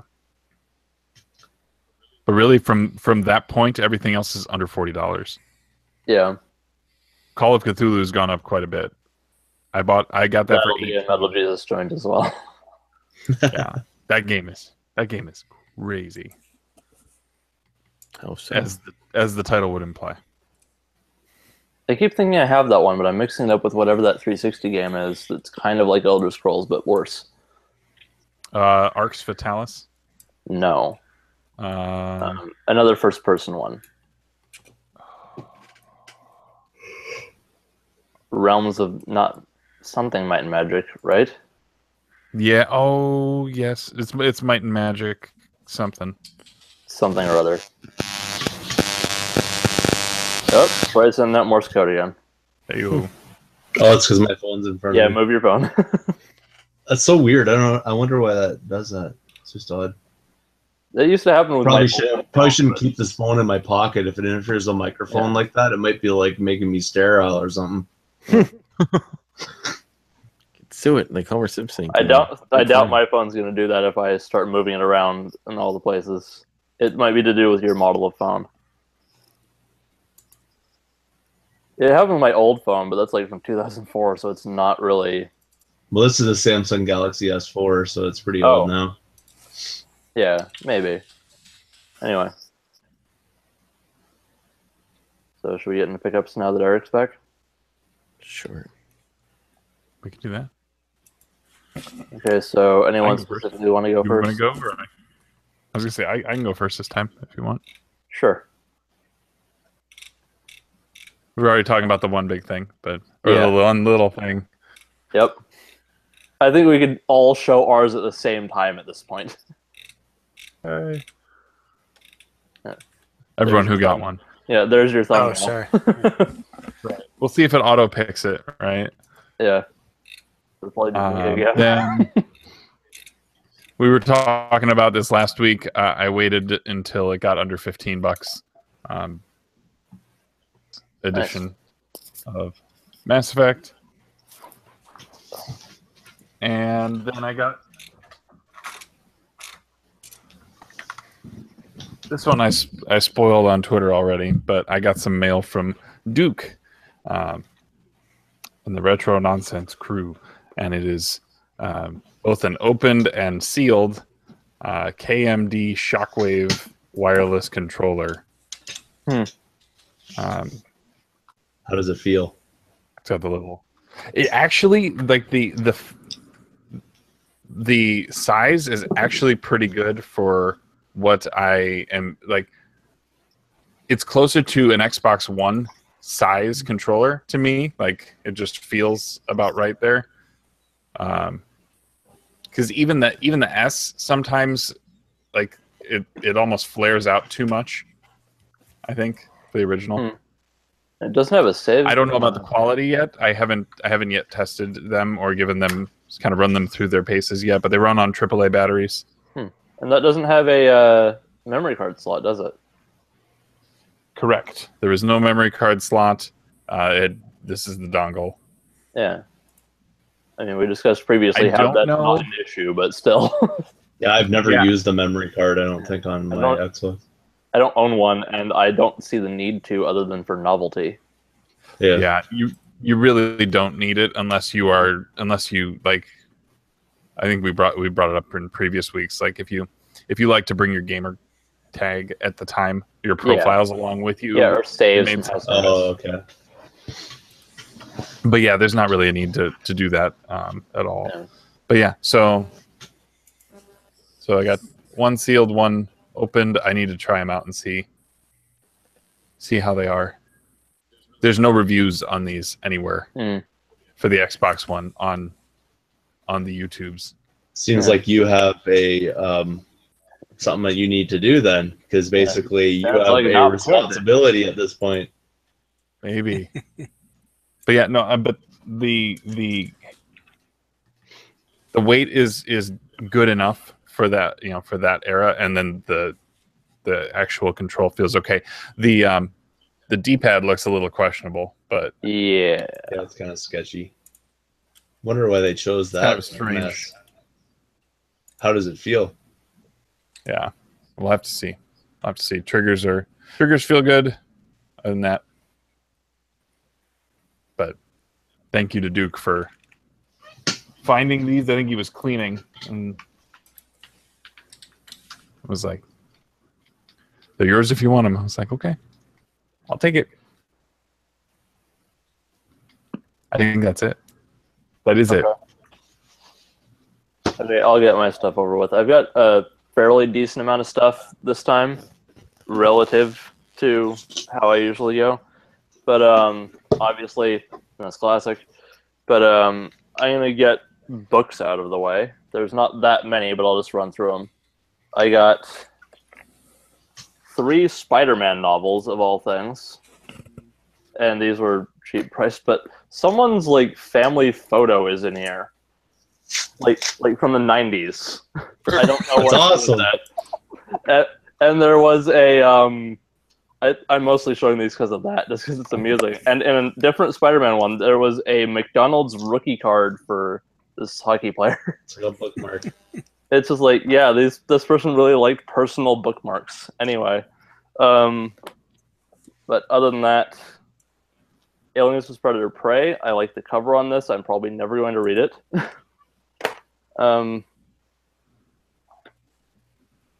The book adaptation of Hawks, which I grabbed specifically because it's a Tom Clancy book that's based off the game and not the other way around.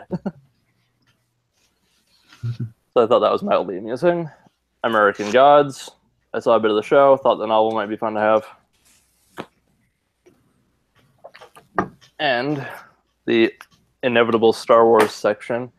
This is the most random one. Star Wars Epic Yarns Return of the Jedi. And it's yarn art for Star Wars.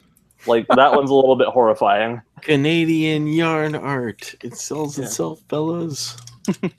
Anyway.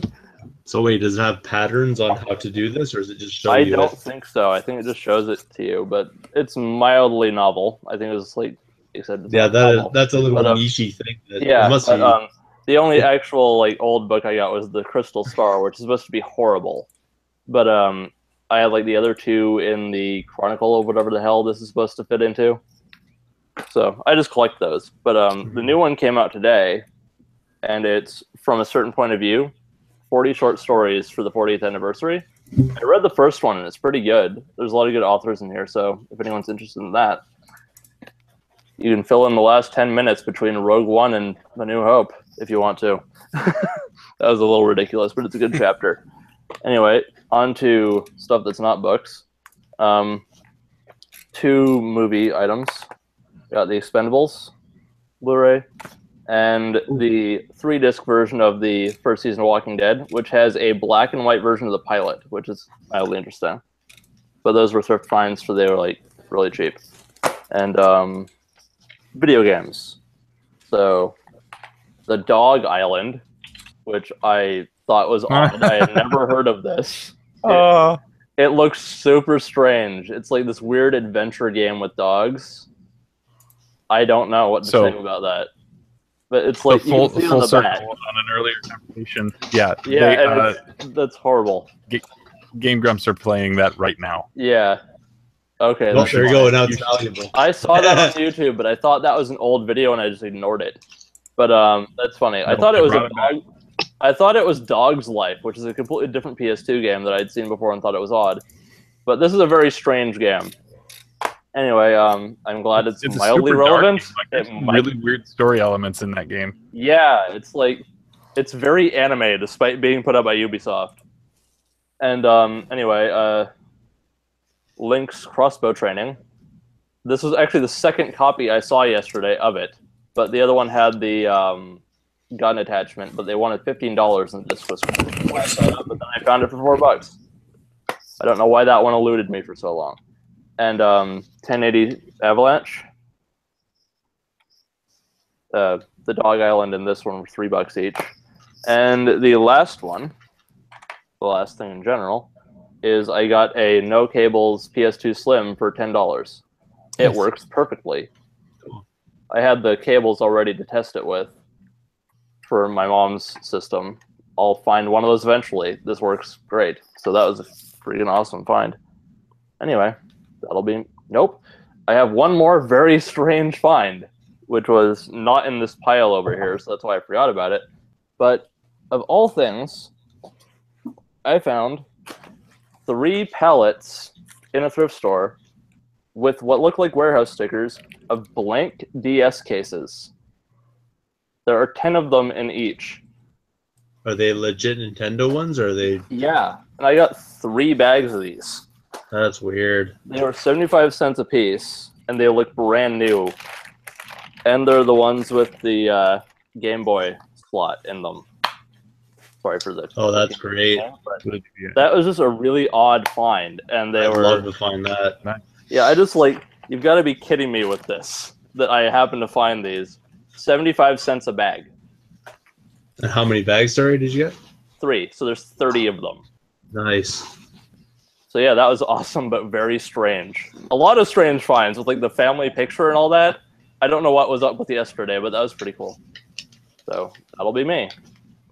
Have you guys ever watched Toxic Divers? The what? Nope. It's a YouTube channel. The guy's dumpster diver type, and he takes apart stuff, cleans it, that kind of thing. He goes dumpster diving, and he sees DS cases, and he just he doesn't even take them. He's like, oh, I got too many of them or whatever. I'm like, I'm pretty sure he could sell that case for $20. Some of the ones that he's finding, but he doesn't take them. It's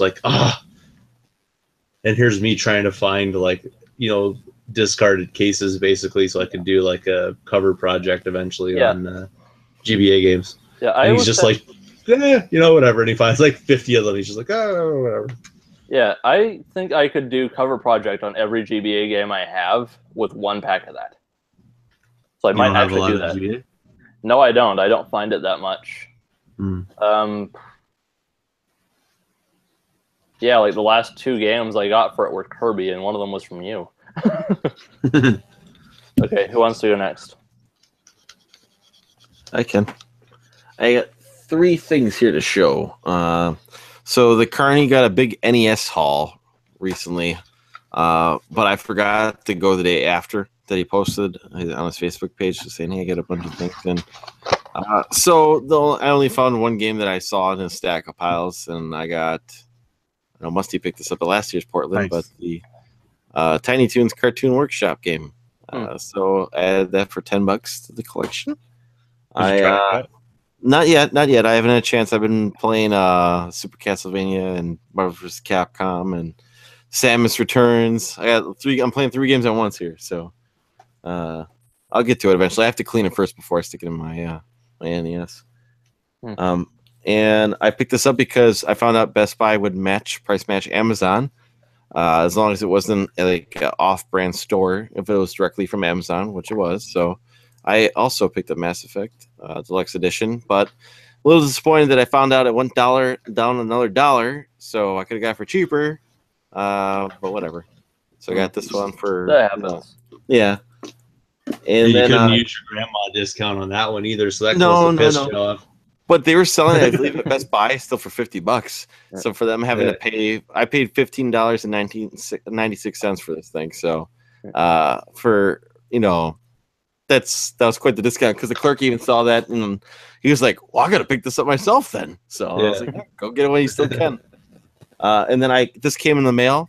I ordered this on eBay because after seeing that My Life in Gaming episode where there's digital games we only got here in the US, but they will play in your PS4 because it's region free, and it will play on the English version.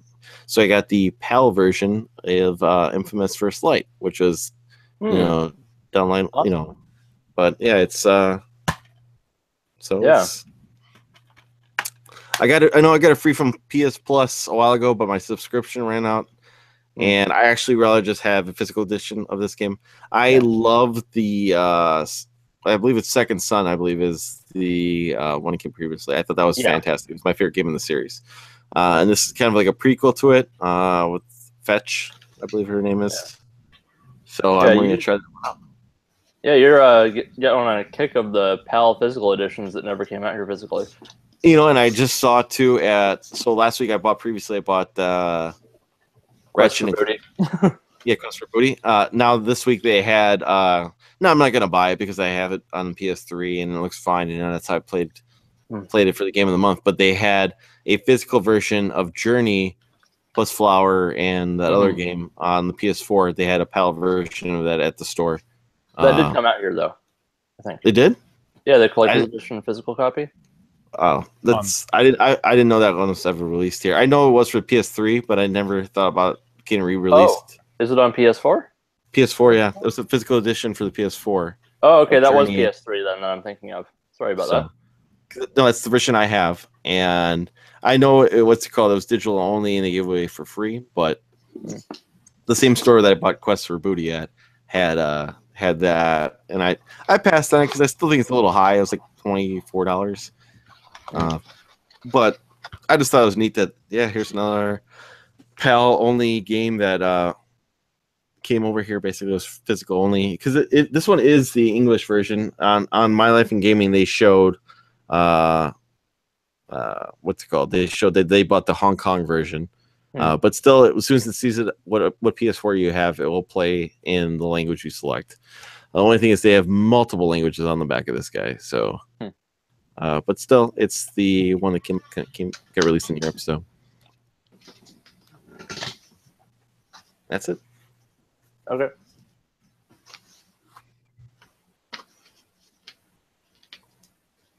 Anybody else? Eric's got some stuff. Where's that SNES Mini, Eric?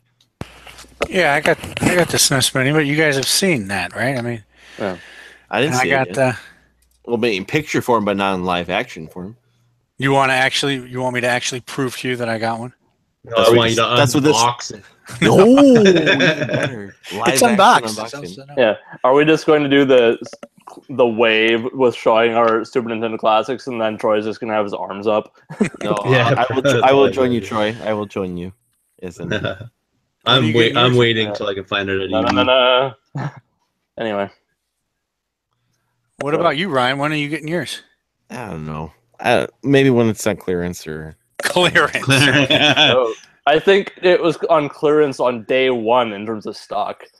Yeah. I couldn't find it. I went on my lunch break, couldn't find it. So that's right. That's right. Yeah. So I tried 2 stores by my work. The places that are normally don't get that much attention, usually can find stuff at. They were sold out. So, and they got a decent amount because I asked them, I was like, you don't happen to have any in the back? And they told me, one store said they got 40, and the other store said like they were gone or something like that after the first hour. So I think I mentioned too, like in one of the group chats, that I believe one of my coworkers bought it. He went to Best Buy for his lunch break and bought one at when the store opened and was trying to flip it on Craigslist.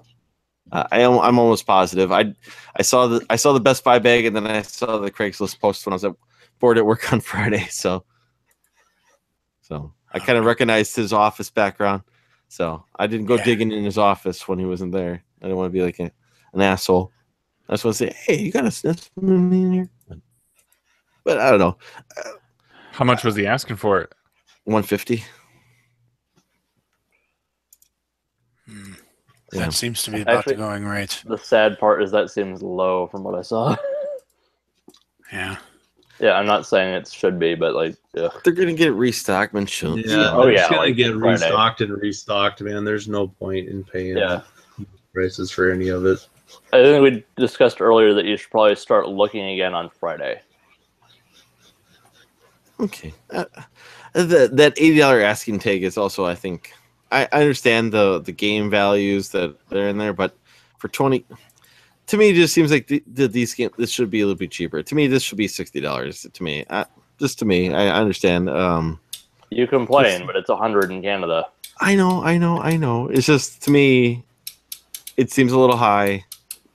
It's got the extra controller, though, right? Yeah, that second controller is a big deal. And does that second controller, is that compatible with the first one? Have they tested that? I don't know. That would make sense. I thought I thought for the NES Classic, the Wii Pro controller, the one you could plug in that was wired. Classic. The white oval shaped one. Yeah, and the GoldenEye one too, I thought would work on an NES Classic for a controller. You mean this one? Yep. I just happen to have one sitting in front of me. Yeah. But I don't know. I want it, but that price seems a little high, especially with Portland rate coming up, and I rather buy some games I'm really looking for as opposed to games I already own. So that's fair. If you have most of the ones you want, that's fine. I think I have 16 of the 20 listed, so it's that doesn't mean console is too expensive. It just means you've spent too much. Polygon confirms that Ryan's compatibility of controllers. Oh, okay, cool. So they're all basically just SNES like, Classic controller can function as the second NES Classic controller. you can probably use it on your Wii system, and you can use it on all of them. Everyone always talks too about like, oh, just make a Retro Pi, and I'm like, okay, but they still have that same leg issue, so it's like, I don't know. It's all those little things where I debate, like, but I almost rather just play it on a CRT, like behind me right here, you know, and something about it, you know. I like the features, you know. It's nice to use stuff to practice, like making save states to practice stuff, but something about it, I almost wonder if the demand is just Nintendo fans waiting, or just will buy anything that Nintendo shovels at them, you know.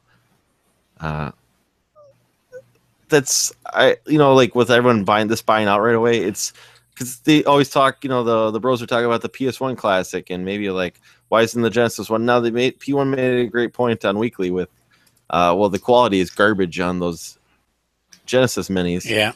And they throw those China fake knockoff games on it. Yeah, so you can say 100 games inside. Yeah, if they put 40 stellar Genesis games and it was emulated well, And then I still don't think the hype would be there, because Sega fans are different from Nintendo fans. Nintendo fans, I think Sega fans would be. This is just my interpretation. I'm not saying this is all. I think they're mostly looking for new games, as opposed to willing to go back. As opposed to Nintendo fans are willing to keep going back, but rebuying the games on their Wii U shop, Switch eShop. You know, Not they're willing. If they made a Dreamcast Mini, there would game be over, 5, baby. Yeah, there would be 5 games on it, and people would get mad the same way they got at the 5 games on the collection on the 360. No, they'd have to load it up. Yeah, and then it would be super expensive because of how much room that takes memory-wise, as opposed to an old retro system. What's a size of a Dreamcast game? Like a CD, basically. 1 gig. 1 gig. 1 gig. That's was going to be my guess. Old, yeah. Memory's not that expensive these days. I know, but they could put 15 to 20 games on there, no problem. Yeah, but think of the comparison in terms of how many kilobytes the NES and Super Nintendo games take up. That's true. And the price relative for the item you get. It would be $200. Let's just, for argument's sake, say you're not really paying for. You're paying for Nintendo branding. You're not paying for what that thing actually contains.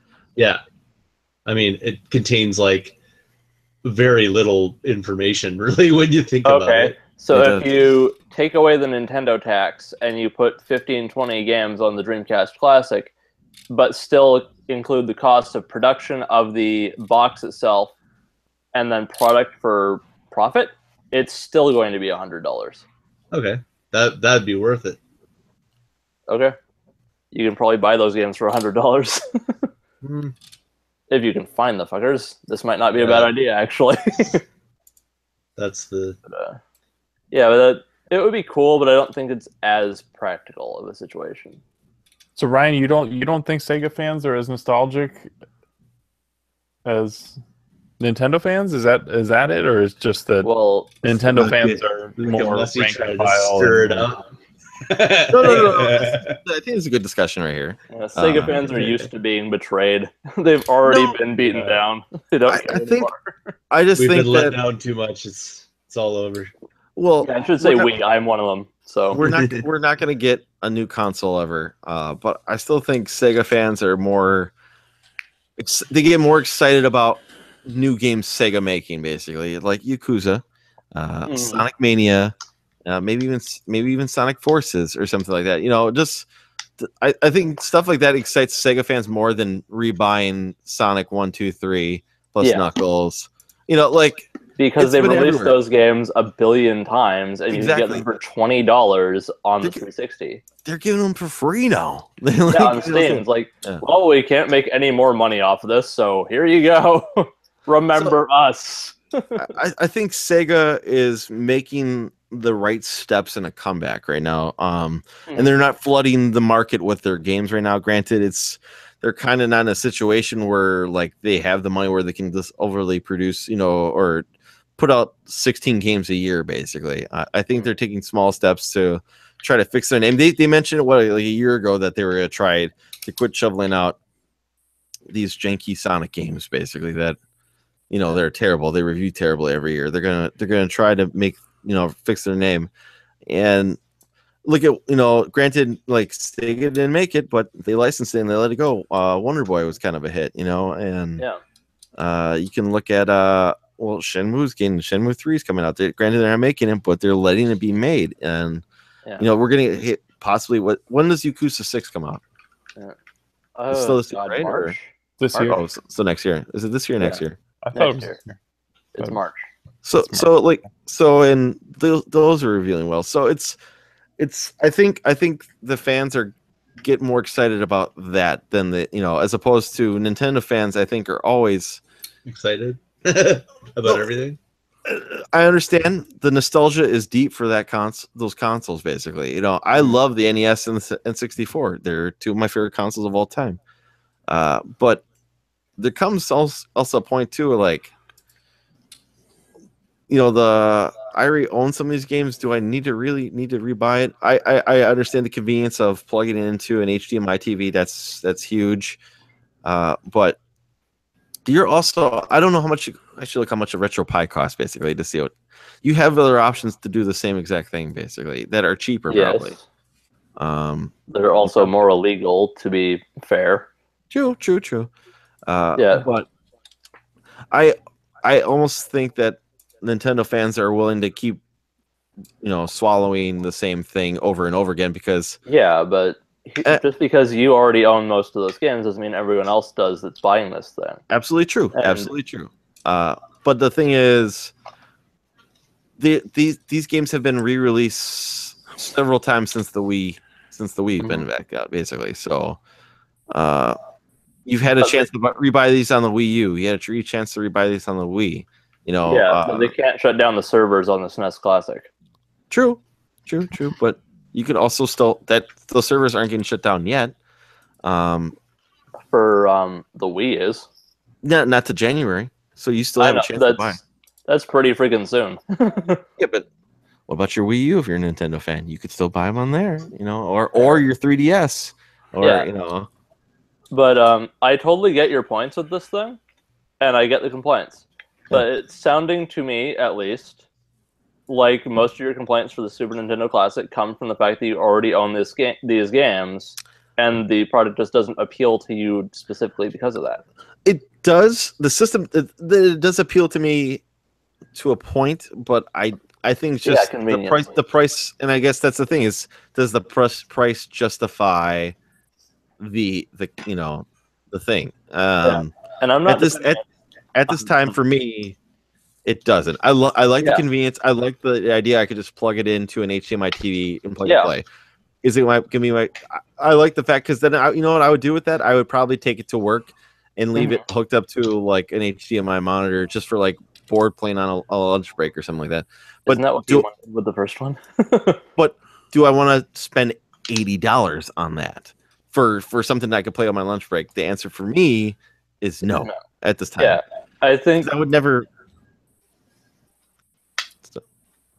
Go ahead.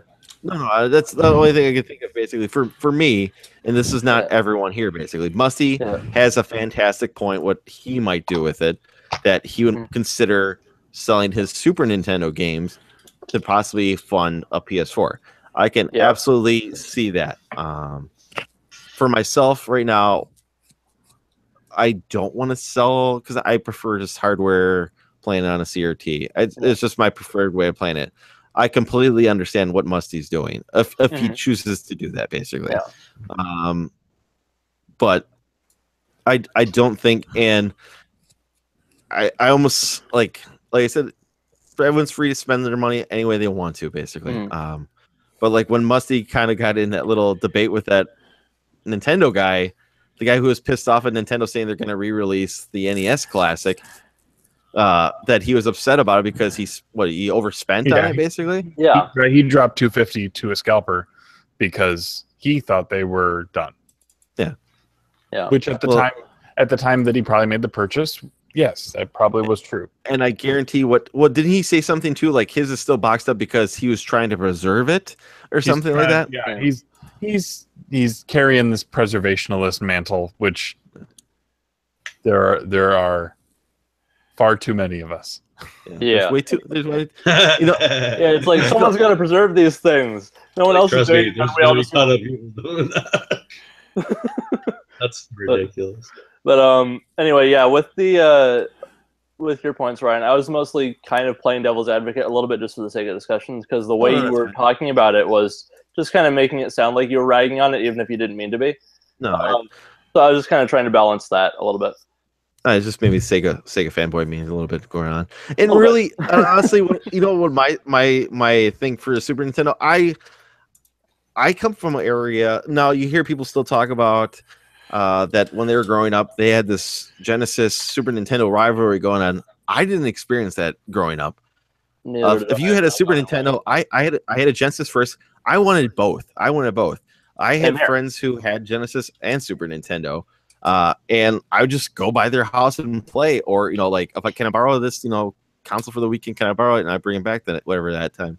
And eventually I got a Super Nintendo the year before the Nintendo 64 came out, and I got a few games for it. I didn't have a very big collection. I only had like about 3 or 4 games for the Super Nintendo growing up, but I rented a lot. Same here. But I don't. I guess maybe that's what it is you had to stick with one. To me, it was like video games are video games, and I want to play them. So like, I don't get this. I just my like little Sega rivalry comes out of it now because all the Super Nintendo people trying to tell me Genesis is garbage, and I was like, yeah. Why couldn't? I was like, they were all fantastic, and like I said, Yeah, like it's like that debate has reinvigorated through the internet somehow. Yeah. And to me, their arguments are stupid, basically, because tastes are taste, basically. And that's I will have to defend the Genesis because it was fantastic. I love the Sega, and I love Super Nintendo. It's just it was a price thing back in the day. I got more games for my money, and it was just I don't know. I love Sega, so when people bash it, I will come to defend it because it was fantastic. Maybe you didn't have it at growing up, and that sucks for you, but it was fantastic. Yeah. And shut your damn mouth. The immediate response I can think of to somebody like that, if you made you got more for your money, it's like they'd make the quality over quantity argument. True.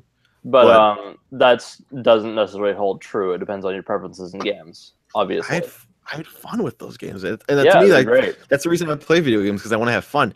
Now, there's times when I have more memorable experiences, but I'm ultimately want to play video games because they're fun. You know? So I don't know. And save states are cheating. Awesome. Yeah. I'm fine with them if you're using them in the areas in which the save level would ends, have been. Level ends, I have no problem if anyone wants to. Here's because I do equivalent that with putting a game on pause and going to eat supper or something like that. I was actually just going to make that point. I treat that like that too. Like if I'm done, I'll save it, go away, come back, unpause it. Essentially. Like to me, that's fine. I have a problem when someone does. I can't see anyone getting any enjoyment. The people who do every 5 seconds. I made it to this section because where it comes, those games aren't long. So the thing is, it comes from the reason they're difficult, at least a little bit of challenging, is because the games are very short. So it's all about memorization, and once you memorize it, the game isn't very hard. So you'll take your lumps, for a few tries, but eventually you'll master that. Basically, you just know it becomes second nature when you jump at this location, or until you find it. If not, look it up. Look up the walkthrough. I don't consider it my rules. Hashtag my rules. But I don't see the enjoyment. Granted, anyone can play it any way they want to play, and that's But I do believe if you go every 5 feet and save, you're not getting any challenge whatsoever. Therefore, it's diminishing your enjoyment. I think with the classic edition, I think that this could be a reason why they didn't just put a button on it to do save states, because because it's not. There's a multi-step process to save a single save state. Yeah. And I have accidentally saved over a save state, accidentally loaded instead of saving the previous save state. That sucks. That's no fun. Yeah, especially when you can look at it another way of, and I'm sure people have felt this, when you die in a game and you have to reset it to do the save state, that's like, or you have to reset it to start the game again or something like that. People will look at that like as a punishment for doing badly. You have to get up and do this thing and do this process as your punishment for being bad at the game. You should be punished for things that you enjoy, like playing video games. But not that it is a punishment, but people feel like they're being punished for doing badly. Does that make sense? Yeah. Probably those same people need to know how to get up off a couch, so yeah, that's not a wholly bad thing either. I mean, I'm annoyed by it, but to a degree, but I also understand it. I know some people, I guess, they fear a challenge, but I know what Derek was coming out yesterday on Twitter and saying that he gets bored with games easy and he's got too many to play. But I understand that too. But then I don't know. The point of the games is to have some little bit of a challenge because then you overcome it. And it's like to each his own. Basically, if you got too many games to play, then maybe you should sell some off. Then I don't know. I understand. But yeah, I don't know. But it also depends on the game and if it's worth the challenge to you. That's true. That's also true. For amount of fun you're going to gain from surpassing that challenge. Yeah, like there's, like I don't know. Well, the original, what's it called, Ghosts and Goblins on the NES. Mm-hmm. That game is ridiculously hard. That one, it's like I would need to really like watch some like walkthroughs and know what to do because I tried and I've beat Super Ghouls and Ghosts. I've been Ghosts and Goblins and what's it called?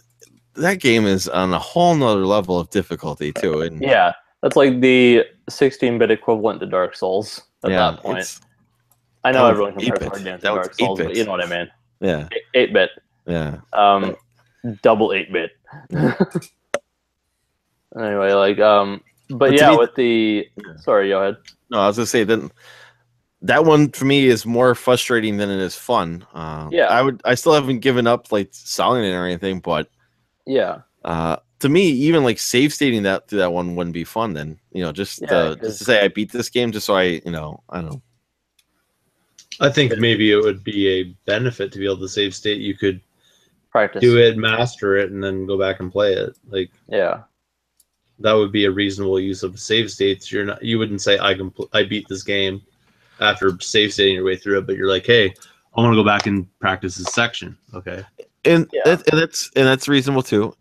But there's also some games too, and I can't remember if Ghosts and Goblins is one of them, but there's games that have no continues basically like those are the ones like where I completely justify save stating to learn how to beat the game basically. Because if you have no continues and you have to start over again, it's almost like how do you learn the game? Basically, you have to just keep playing over and over and over and over again. But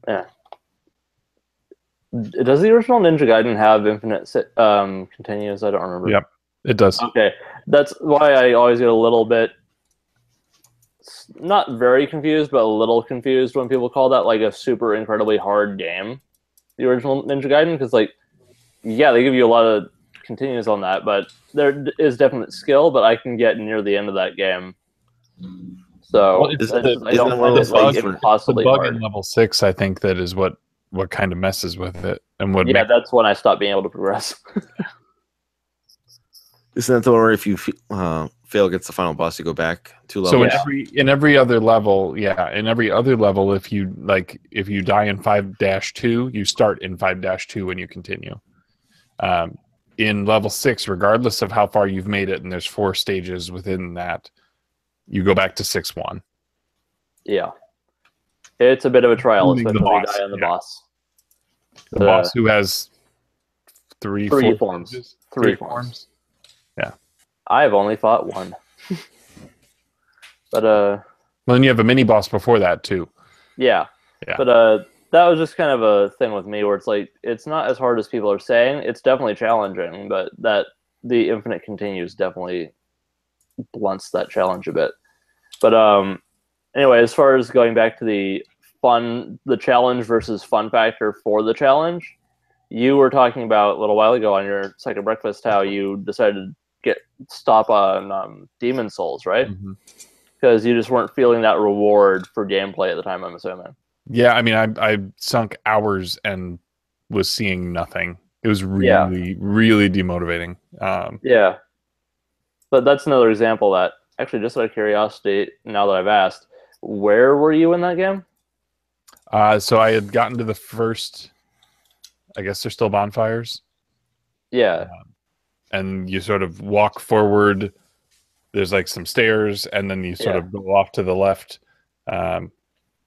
Yeah, and you go up the stairs and you start fighting. You go up some stairs there, and then there's a little pit that you don't want to drop down, but there's a guy, there's an archer, and a couple other guys who come running at you.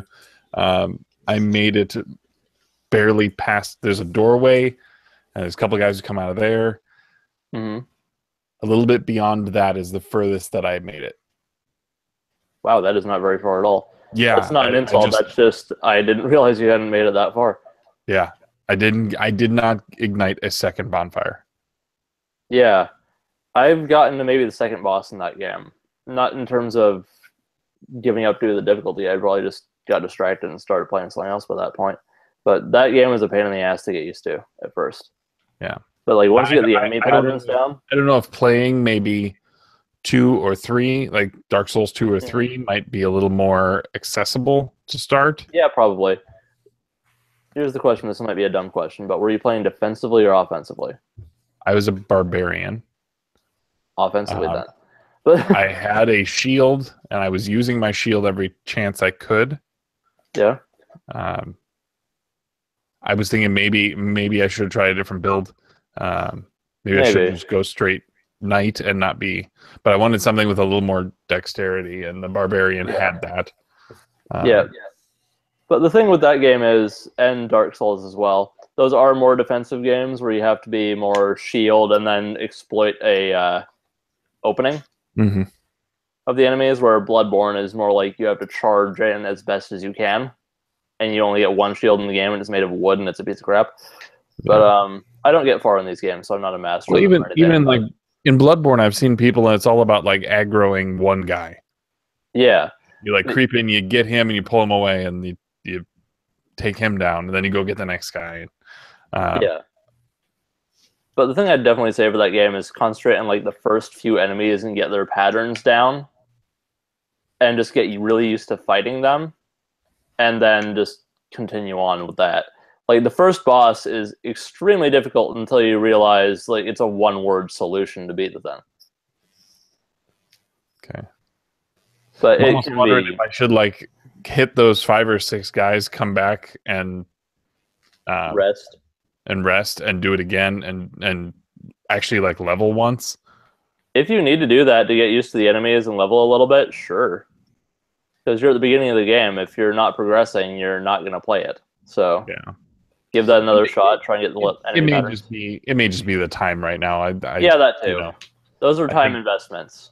Yeah, I think just the like stress level right now when I'm outside of my home is higher than it normally is, and so I'd almost prefer to not subject myself to more. Yeah, that's totally fine.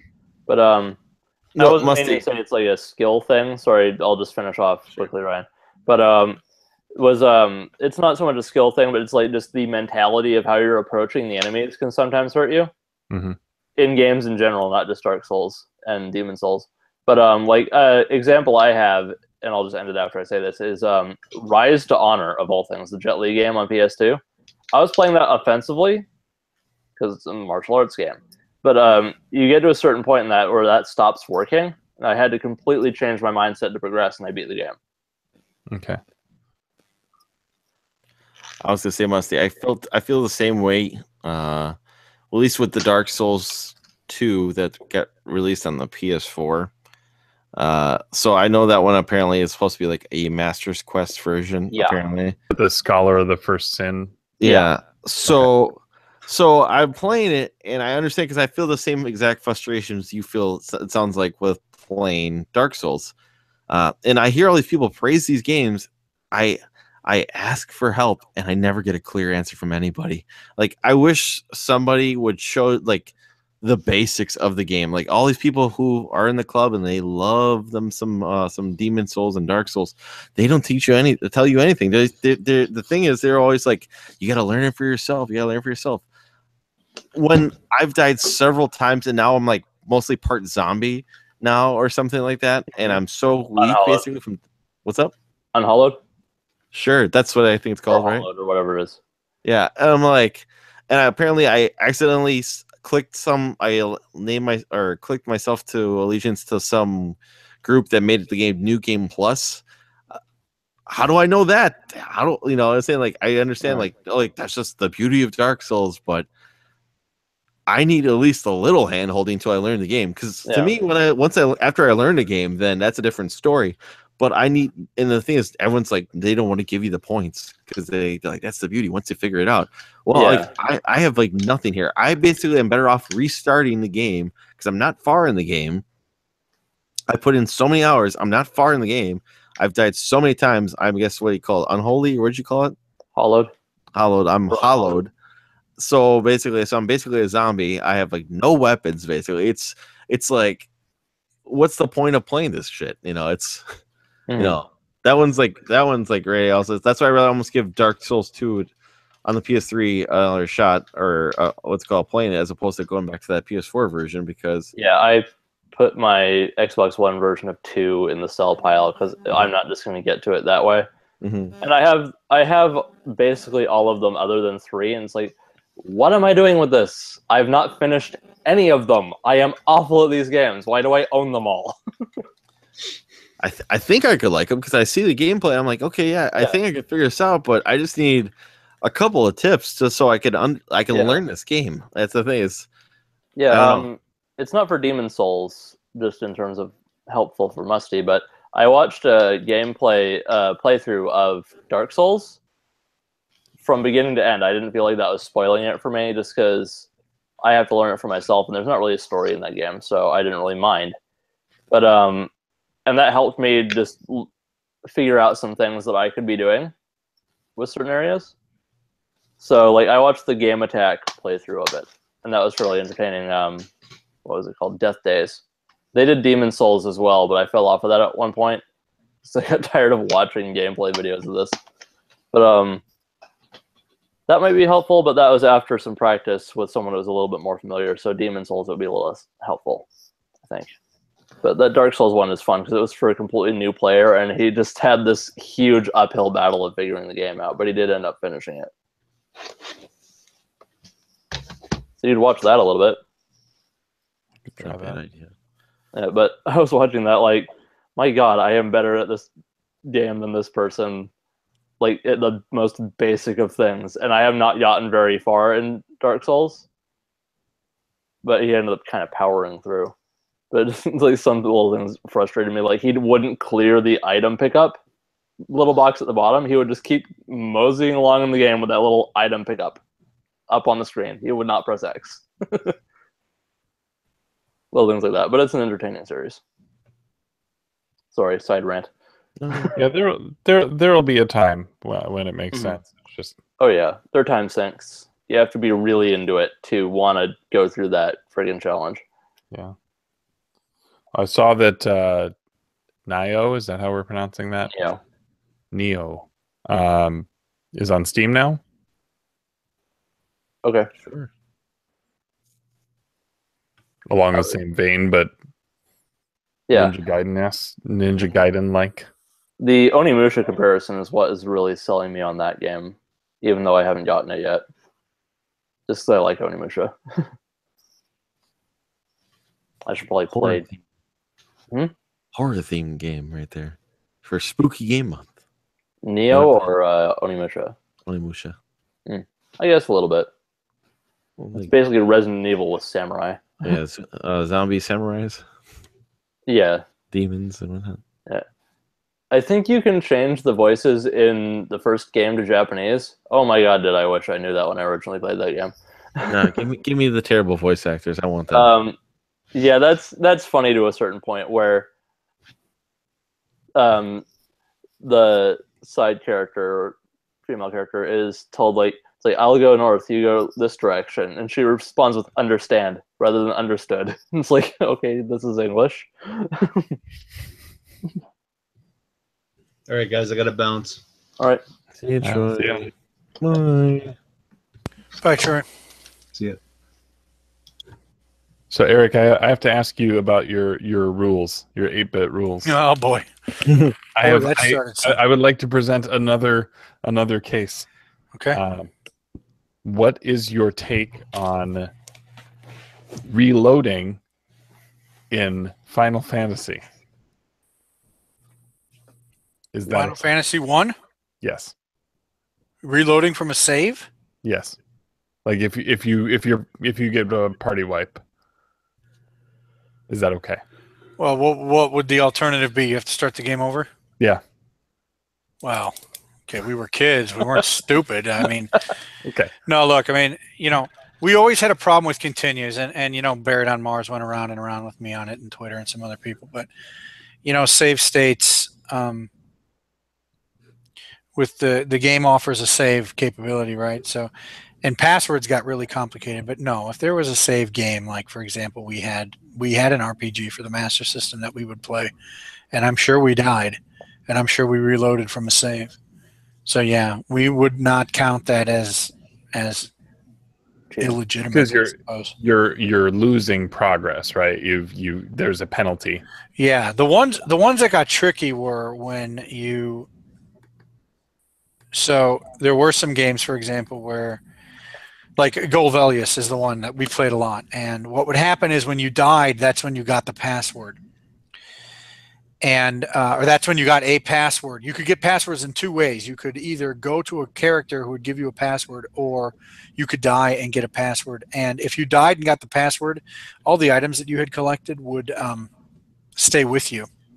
Okay. And so in some ways that was an inconsistency in our rules, because we permitted that to occur where you could die and then reload from that password and kind of preserve your progress. So look, I mean, at the risk of making this sound overly complicated and overly bureaucratic, yeah, we had rules, but it was basically just for our own little thing. And so, yeah, certainly from a save state, we would permit certain password situations. We'd permit, though those got complicated. Did you create these rules, or did you just tell? Was this a group discussion? Did I what? No, I didn't know. I am the oldest, but I didn't dictate them. And again, it only makes us look goofy kids. But it basically came down to we wanted to avoid some of the things that even I think P2 was talking about in Weekly, which is when someone says they beat a game. And it's like, well, what do you mean you beat it? Did you do this? Did you do this? What level did you play? And so we sort of had these established rules where we could say, hey, I beat this game and I'm the first one to do it. And it was sort of under our established sort of guidelines. So yeah, save states are allowed. More than rules. Yeah. And like I mentioned to somebody, when I beat Mega Man 2, I went back to my brother and I said, hey, I'm thinking about beating it this way. What do you think? Which, okay, so I'm not a kid anymore, but it was still interesting to discuss it with him about how we would have viewed that back in the day, because Mega Man is an 8-bit game. And the examples that you brought up, Musty, like Aladdin. And I specifically wrote in my tweet 8-bit because I remember when we went to 16-bit, things got a lot more complicated. They were offering more saves and more. You could earn continues, and the Master System simply didn't have a lot of games with continues, it turns out. So that's one reason why it wasn't a big deal, because they just didn't have them. Not the way NES games, a lot of NES games have them, but we didn't own a lot of games with continues. But the 16-bit stuff got even more complicated. So, and eventually we just gave up. We were just like, whatever. I got to the end of the game by hook or crook. That was good enough. Like Donkey Kong Country, when I played that last year, there's no way that's a legitimate win. I continued that thing like 180 times. So I noted it, when I noted it, I said, well, I had to use all these continues. Asterisk. Asterisk, but Yeah. asterisk, man. And Contra, like my brothers and I, we have this joke about it. We say, "Hey, man, I beat Contra." Well, it's a kind of a joke about.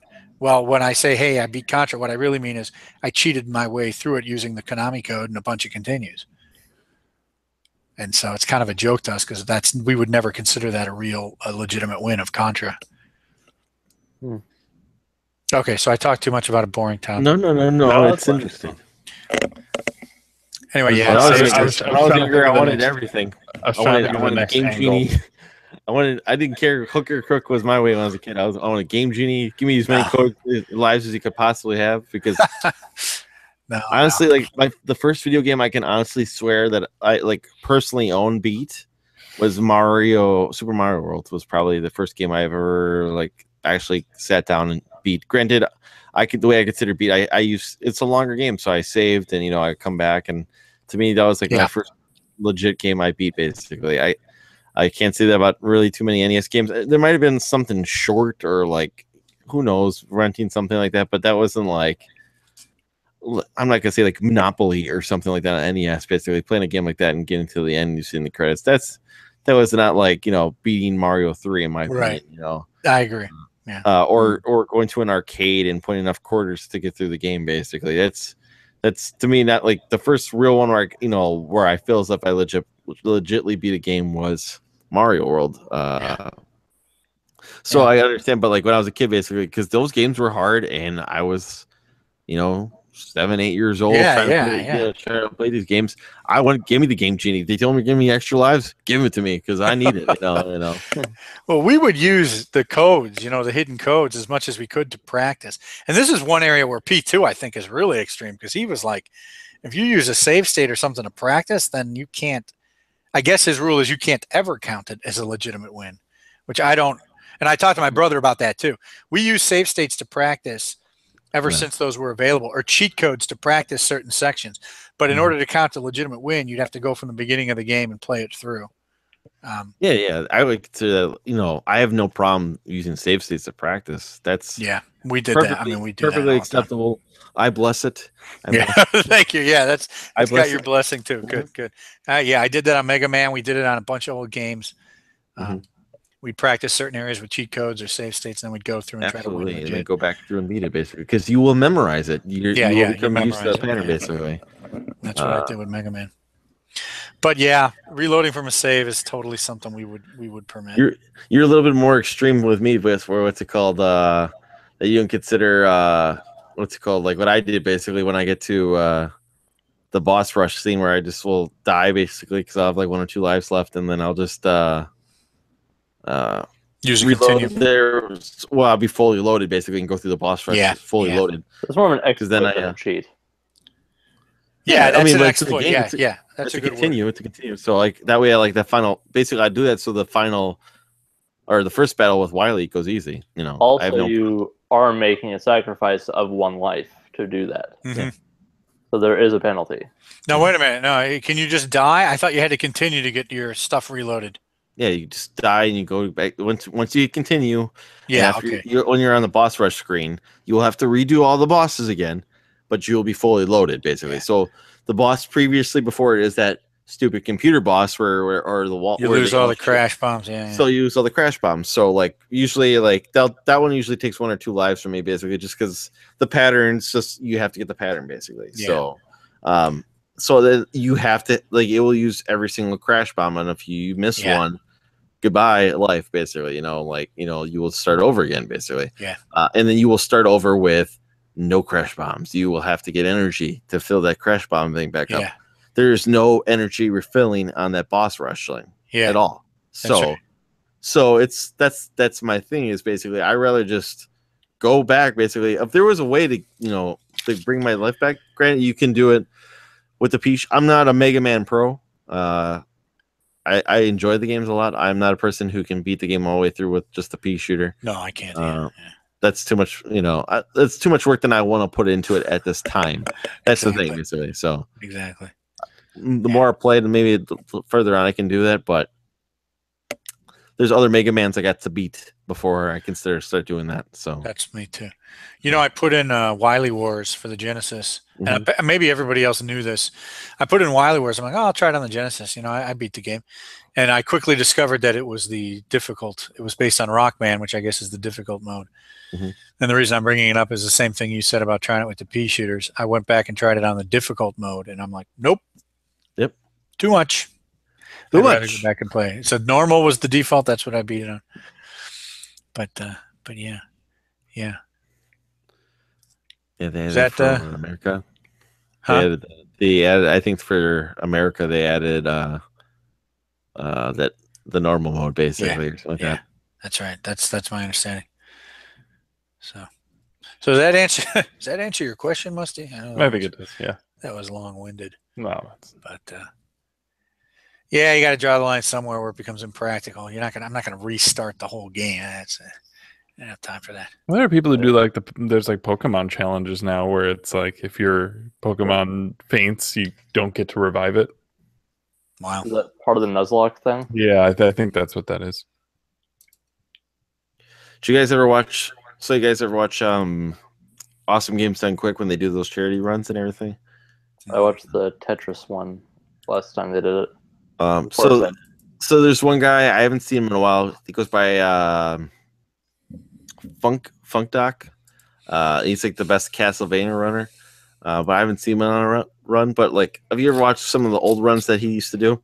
He's played the game so many times and mastered it basically that he plays the game basically like this with his controller as like a challenge basically for playing the game, as opposed to playing it with your thumbs. He's like, and he explains, he goes, once you've played this game so many times, you have to figure out other ways to keep you interested in how to play in the game basically. So, and like basically, I don't have like I said, the patience for that yet, but I understand. It's like the same thing with the pea shooter, or people just do pea shooter runs or something like that for me. But there's just so many things I got to pay up. I want to play. My backlog is endless. Or I would like to actually try doing speed runs. I think that actually might be fun. And I could see it for some games that I played a bunch of my whole life. But there's other things I just got to play, and I don't want to play every game. I understand there's like, because there's tactics then to it too, where there's like forum boards where people discuss their strategies and how they beat the games basically. But and that's some people's jobs is actually that they do speed runs on Twitch basically, and they get their viewers from people watching them and do it. But I'm not there yet, I guess, in life. Like Zelda 2 does that whole like keep the item thing if you die. And so if you see the speedrunners, they're using every single life that they do or that they have available to them, I think, just because it means for a faster run. I don't know. I mean, for me, it's like you beat the game, but if you want to put extra qualifiers on it, like I did it without a continue, or I did it without losing a life, or I did it on original hardware or something like that, like I feel like those are good. I just wouldn't consider any of them not having completed the game. Yeah. Actually, the only thing I did where I beat the game multiple times and I did special considerations was Shadow Complex. And that's because they were for achievements, but like I did the minimalist run where you pick up as little as you possibly can, and the ones where you get the most you possibly can, and I don't remember what the other one was, maybe a harder difficulty. But I did all of them to get 100% in that. I also hate glitch runs too. I don't like people that use things like they fall through walls or something like that to get stuff. To me that's cheating. I find that to be cheap. Basically, if they found to me, like you find maybe something like like a weapon can be used more powerfully or or something like that to effectively beat a game. Yeah, and like it wasn't meant to be that way, but like they found like if you do this and that, to beat something, that's fine. But to me, like skipping levels through walls is not cool. To me, I want to see the game is difficult. I want to see you beat this game, through the way. Yeah, I want to see it legitimately beat. But I don't know. That's just also my rules. Yeah, I can see that. That was like, this game can be beat in 10 seconds if you do these million things that were never intended in the first place. But yeah. cool. It's fun to hear other people's. It's fun to hear other people's rules. I think Yeah, sometimes glitches can work in your favor or are required for certain things. I just died in the stupidest way freaking possible in Super Castlevania. Anyway, fell off a cliff. But not the stupidest way. Yeah. But anyway, the one game where I feel like I have to use a glitch, but I can't get it to freaking work to save my life, is of all things Ratchet and Clank, the original one, on the PS3 for the collection specifically, because of the achievement they have or the trophy for getting 1,000,000 bolts. Getting 1,000,000 bolts in that original game is freaking impossible. Unless you use the exploit where you have infinite bolts and you tape the button down overnight.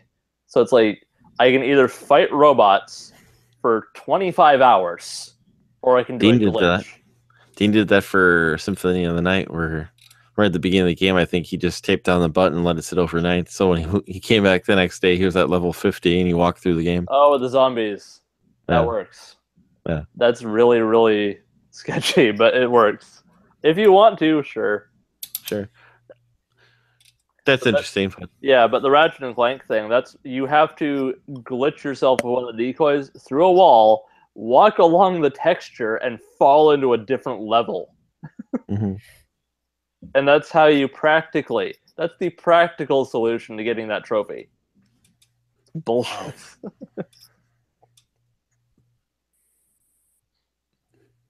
That's the only instance of that where I felt like I needed to use a glitch on something. Like an actual glitch through the wall type situation.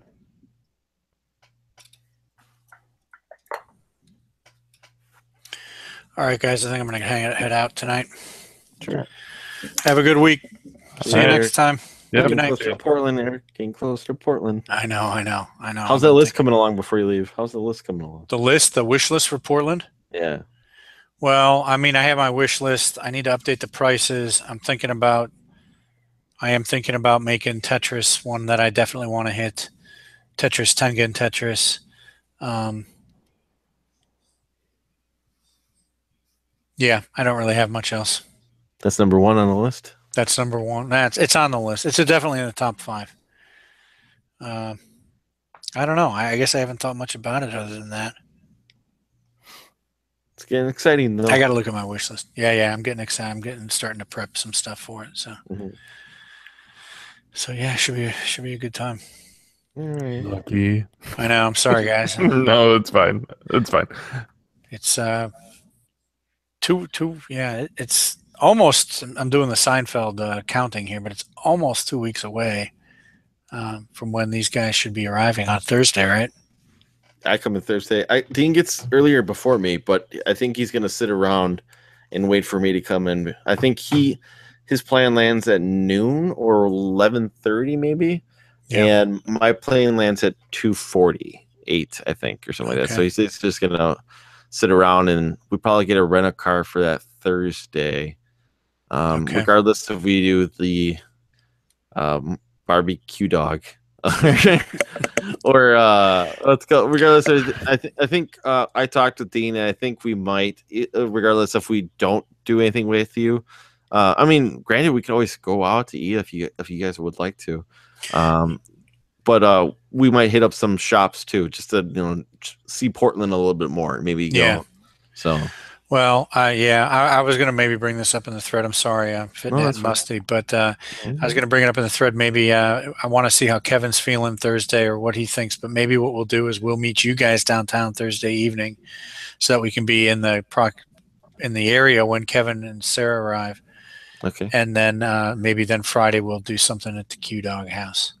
I know they arrive late though. That's the thing. They. Well, I know it's late. I thought it was like 8 p.m. And I don't know how, I mean, because Kevin made the point they're going to be 3 hours ahead, so it's going to be like 11 their time. But anyway, we thought we might try to just meet you guys downtown on Thursday, and then we could all come back Friday morning.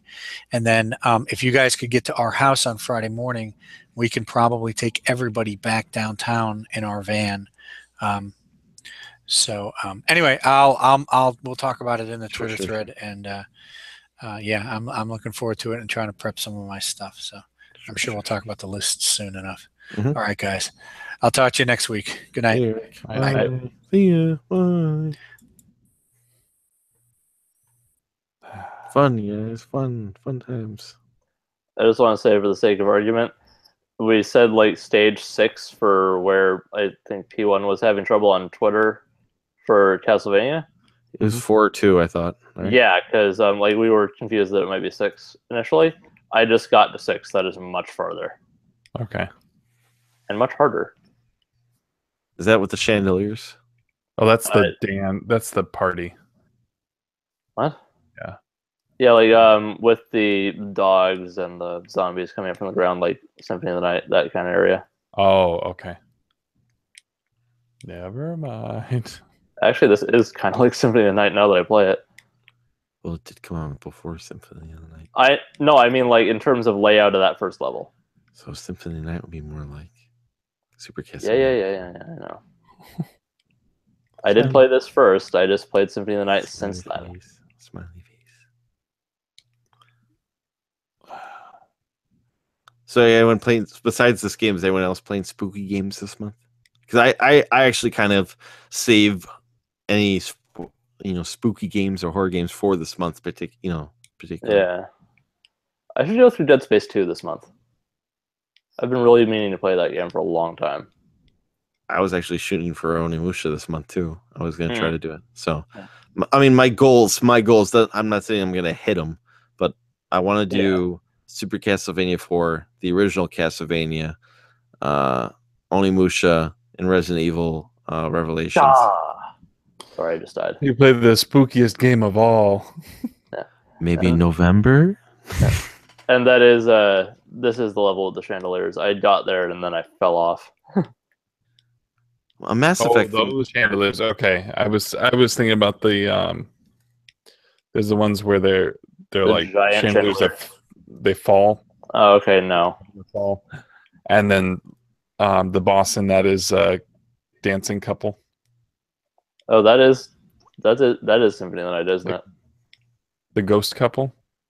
Yeah, I don't remember that for this game. You'll come across it. Okay. Yeah, I've beaten this game before. It's just a really long time ago. Yeah, it might be level 7 then, or I don't think it was too much further than this. Further than where you're at, yeah. I just can't remember how many. I can't remember because I hate how many levels in total there are because there's 11 stages, I think. I'm in the lettered ones now, so I'm in B. It feels so weird to only just now be facing X Knights, considering the Symphony of the Night Forward series of the games. You immediately start with them pretty much, or almost right away.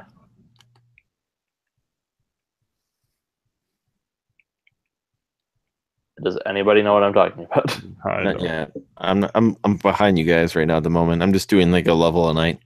So yeah, there's a pretty standard Castlevania enemy of like the knights with the shield and they throw the axes at the two different heights.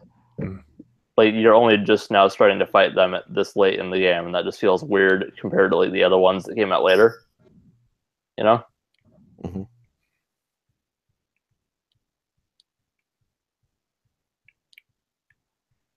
Should probably get on the forums for this game, since I'm actually playing it. Actually playing it. As opposed to a lot of the previous month's games. Sure. Oh, that was sketchy. So, Musty, are you doing anything else for Spooky Game Month? No, not really. I mean, I might start I need to get going on Mass Effect 2, just so it can be fresh. I mean, N7 month, or was it N7 day or Mass Effect day? What does you're deeper in the Mass Effect lore? What does N7 mean? It has to do with the Spectres. It's a classification. Like 007. I know it sounds. I know it sounds. Think of it that way. It's like okay. It's probably like it's like a rank. I always saw it like on the uniforms and merchandise and I never quite understood what N7 means. So. There's the chandeliers. Sorry. That's fine. Do-do-do-do-do-do. Yeah. I saw that some of the local theaters by me, the Marcus theaters, are re-showing classic horror films for this month. And I'm not the biggest original Halloween fan, but I love Nightmare on Elm Street, and they're showing the original one on like the ultra screens or something like that. And I kind of want to see that. I mean, I watch it every year during this month for Halloween. I usually watch classic horror films. I don't like the new ones because they're terrible in my opinion. But something about the originals, even the bad ones, something about I don't know, it's lore, I guess, or nostalgia for it, you know. Yeah. Just the campy quality of them. Yeah, but some of them, I don't know. I still think the original Nightmare on Elm Street is a classic. I don't think the acting's bad. I think it's pretty good. Granted, it's one of Wes Craven's earlier movies, but no, it's one of Johnny Depp's first like real acting roles, and a few other people. But I don't. I do like some of the classic horror films. Yeah. You mentioned the theater showing old horror movies. And that reminded me yesterday when I was waiting at a stoplight. What sped past me was an actual hearse advertising a horror movie night at the theater. Nice. Just thought it was funny. There's like randomly out of nowhere, just a hearse comes around the corner. There's a horror movie poster on the side of it.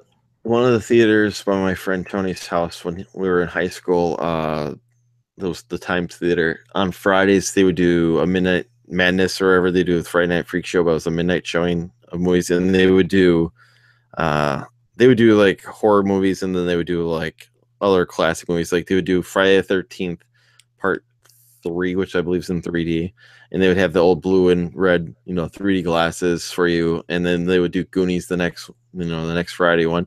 So it was like $4 to go see a movie. And it was an old theater too, so the seats were kind of uncomfortable, but there's something about seeing an old theater on a big screen, basically, and I kind of miss that. I know they kind of revived it recently, but anytime I hear what movies announced on like WMSOE, it's never like anything like I consider a classic or anything. But I kind of wish I like seeing stuff like that in old theaters. We'll see what movie's coming up for them. I really want to see Rocky Horror Picture Show because the Oriental has the longest running showing of that here in Milwaukee in the world. And they do it. I think they're doing it twice this month. Usually it's once a month, but because of Halloween, they're doing it on Halloween. Yeah, and let me guess, there are probably going to be people in costume going to that and like doing the stuff people do with Rocky Horror. I know the soundtrack by heart, basically, and yeah. I'm not saying it was a bad thing. I'm just no. I know what you're talking about. I heard from people that I know who actually saw it. They were telling me that they sell a kit for like $4. So for participation while watching the movie. So the opening scene of after the opening song, there's a wedding. So for when that wedding comes, there's a bag of rice. So you open the rice and you throw it in the air, basically like the wedding, because that's happening in the wedding scene, basically. So it's like that, and there's a scene where like there's a toast and everyone holds up a piece of toast. So it's kind of like, in the theater, it's something from what I heard too. It's like they say like after seeing the movie like that, it seems like the movie was almost intentionally made to be seen that way, basically. Even though seeing it like in your own personal home, like it's different. It's kind of and I heard too that they if you tell them it's like your first time, they make you like, if you say it's your first time seeing the movie, they make you they say, oh, we got a virgin here, and they make you like walk through your legs where everyone smacks your ass or some shit. I don't know. It's whatever. It seems dumb and fun, but I kind of that sounds amazing. Halloween 3 Season of the Witch is going to be the next Friday Night Freak Show. That's bad. It's bad. I am only aware of that movie through Angry Video Game Nerd. The 8 more days to Halloween. So the mask, where they put masks on people, and the masks are going to brainwash the children. Nothing to do with Michael Myers at all whatsoever. Yeah, I know. It's just I'm noticing a potentially glitched enemy in Castlevania. Carpenter's Stephen King's Halloween. He wrote this one? I want to look this up. Oh, there it is. I get it now. Very interesting. It has been a while. I forgot about the friggin' arms that come out of the wall and hold you while the knight slashes at you. Yeah. So It really does look like a glitch, though. yeah, Dean's in the chat. Hey, Dan. Yeah, we have no viewers. This is Mhm. weird.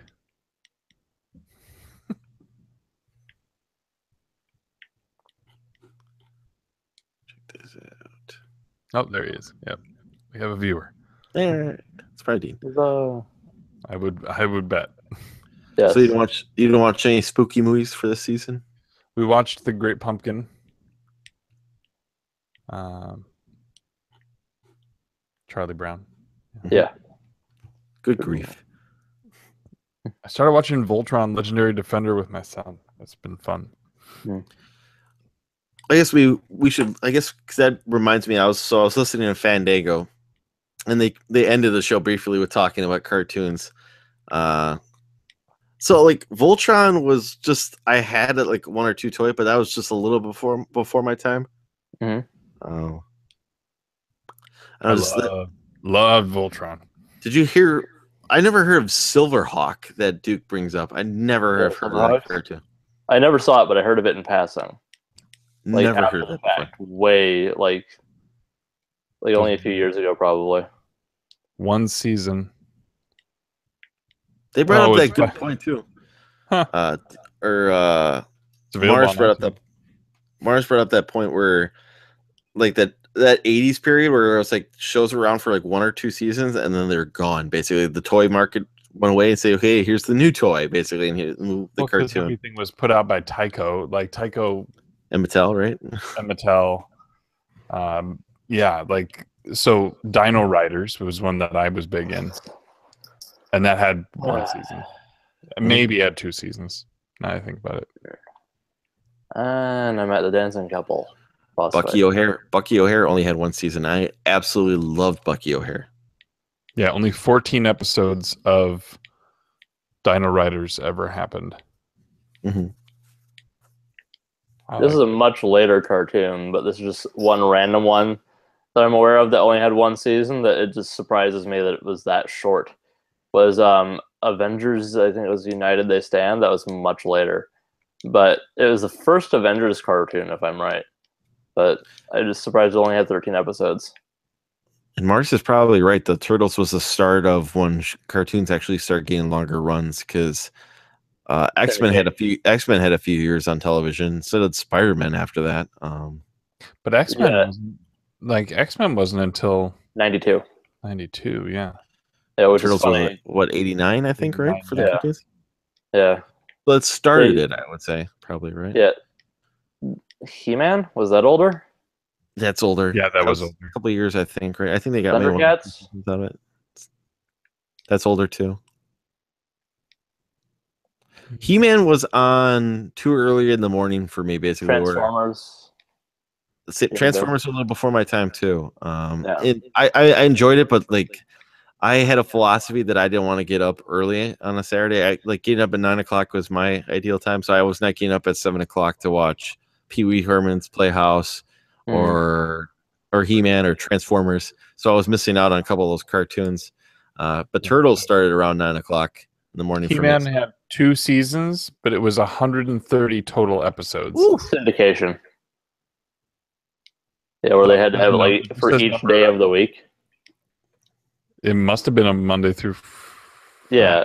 Friday. Yeah, but that's why like probably Adventures of Sonic the Hedgehog probably has more episodes than Sat AM because it's for syndication. Yeah, it's just 2 seasons of 65 episodes each. Mhm.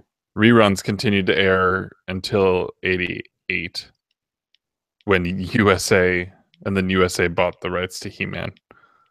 Mm. But yeah, there's 83 to 85. Did you watch He-Man? I did. Nope. I did, but I don't really remember. I mean, I had figures. I think I got a couple secondhand somehow, and I probably still have them. I remember Jen. Denver the Last Dinosaur. You guys remember that? No. You don't remember that? No. I do remember new Ghostbusters that Kevin was talking about. I love that cartoon, and the toys were amazing for new Ghostbusters. Yeah. I think that was most of my connection to Ghostbusters for the longest time. When did the show run? I don't know, but I saw the box set today, and I think they had like 5 or 6 DVDs in there. I'm gonna check it on Amazon. How much that's going for? I'm not curious about the length of the show, just when it aired, because I'm wondering if I saw it like as it was airing or in reruns. Yeah, Denver the Last Dinosaur was 1988, like right after The Land Before Time. So it was a big dinosaur push. Real Ghostbusters, that's what's called. But yeah, it's freaking California teenagers find a dinosaur egg and it ends up hatching.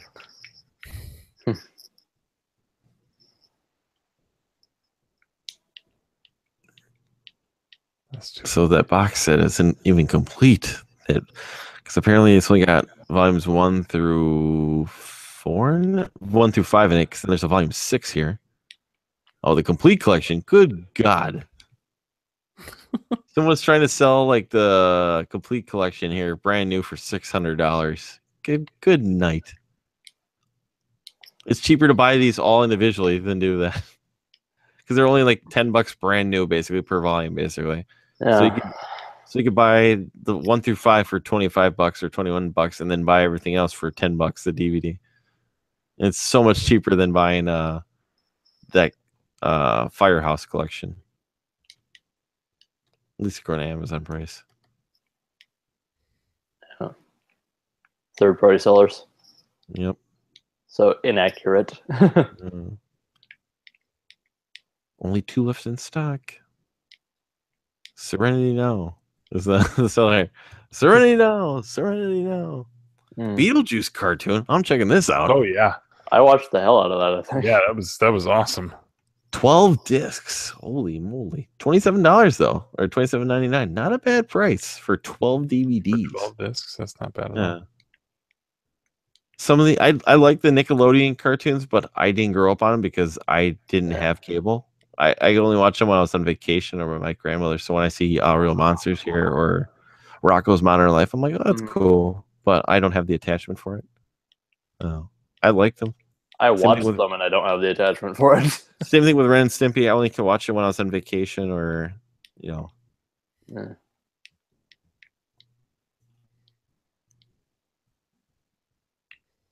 Anime series, but I was only able to watch Gundam Wing when I went to the US to visit relatives, like went across the border. But my God, was that a disappointment when I could actually watch the whole thing.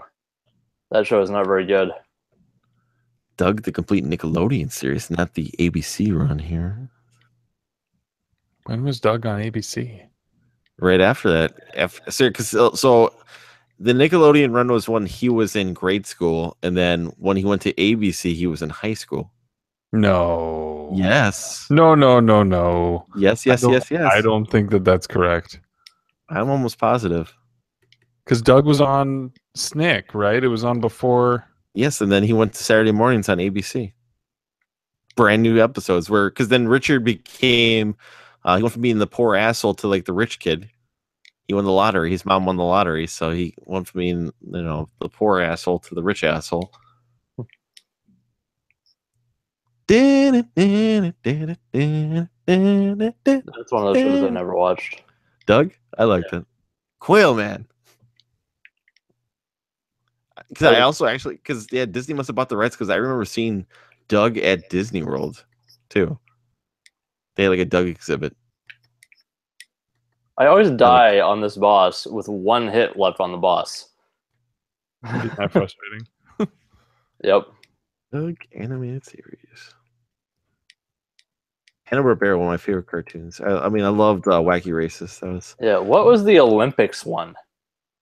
With like Grape Ape and all those characters. I know. I used to. The Boomerang channel's gone, but they have a streaming service where you can watch all the old Boomerang cartoons. And I don't want to pay for that, but I really wish Boomerang was still around because I loved watching Magilla Gorilla and Huckleberry Hound and Snagglepuss. Yeah, but I remember this cartoon where it was the Hanna-Barbera characters, and they were competing in like Olympic events against each other.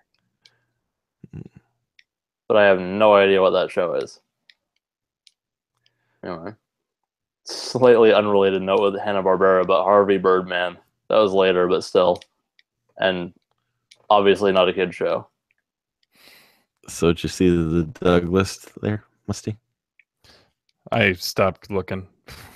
It says, okay, there's 52 total Nickelodeon episodes and 65 Disney episodes. In 1996, Disney acquired the series, retooling it with several creative changes, thus renaming the show brand spanking new Doug, and then reentitled, I guess, in 1998, The Disney's Doug Show.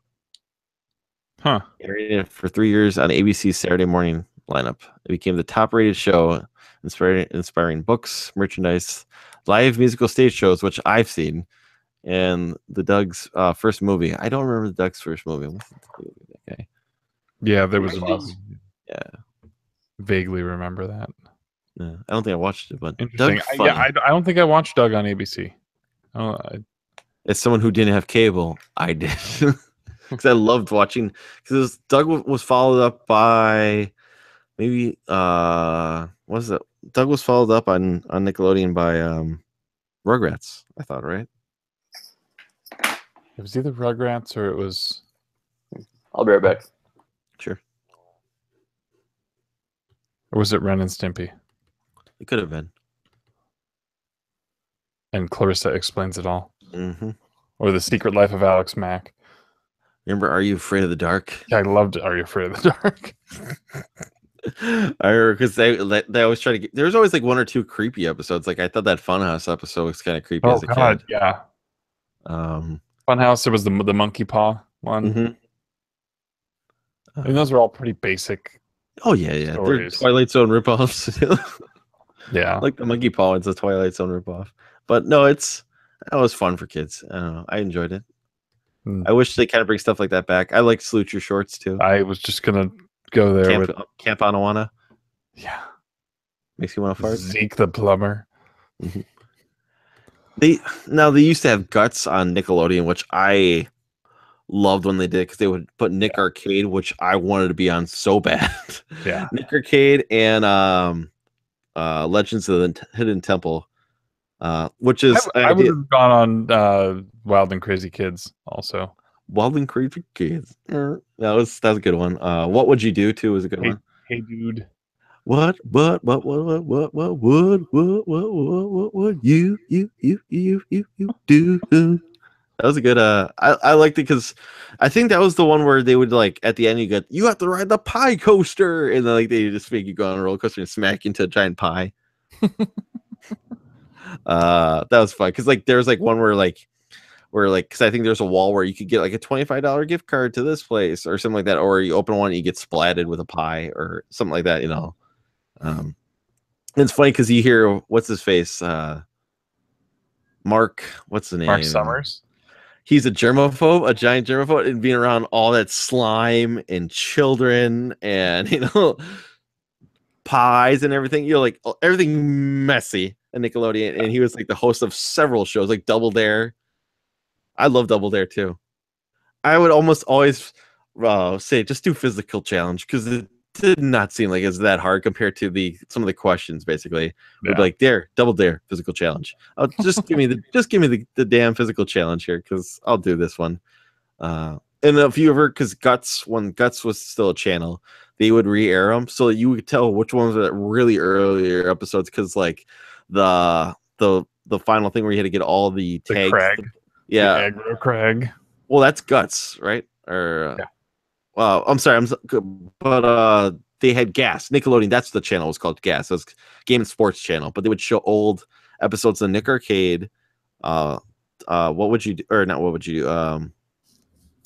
What's it called? Yeah, show Nick Arcade. They would show Legends of the Temple. They would show Guts, and they would show Double Dare 2000. But like the old Double Dare, it was like the final thing where you had to go pull all the tags down were it was you could tell it was just thrown together basically. Like, oh, there's a ball pit with snot in it or something like that. And it was just like whatever green ooze, and like they're like, oh, dig in the nose or climb through the ear. You know, like it was so cheap. And then like you could tell when they finally got some money, basically like go down the big Putin slide or something like that, and you know. I enjoy watching that, like especially like I remember like even when those shows were off the air and they just had them on gas, like that would be like a Saturday afternoon just watching what's on gas, because what else? It was just bored summertime watching television. It was fun. Yeah. But yeah, I wish I had Nickelodeon growing up. Legends of the Hidden Temple movie coming. I thought that already aired, right? Like it was like straight to Nickelodeon movie or something like that. I know me and my buddy Tony were talking last week while watching football. Yep, there it is. It's a 65-minute movie. That's how you know it's quality. That's right. Me and my buddy Tony were talking when we were watching football last week, because he's like, we haven't went out for Halloween in a long time. And he asked if you want to do anything, and I suggested, because my friend Robin, she went with her husband Nick to Halloween party, is the Legends of the Hidden Temple contestants. So they did with like a bunch of other couples. And I suggested that idea because you can just go to eBay and look up any colored shirt. You know, the teams like the Silver Snakes or the Purple Parrots or Orange Iguanas, and they're all on there. And I suggested doing that, and we'll just probably go to 42 Ale House, because I think they do a competition every year there. The place that we were at for Midwest. Oh yeah, I remember.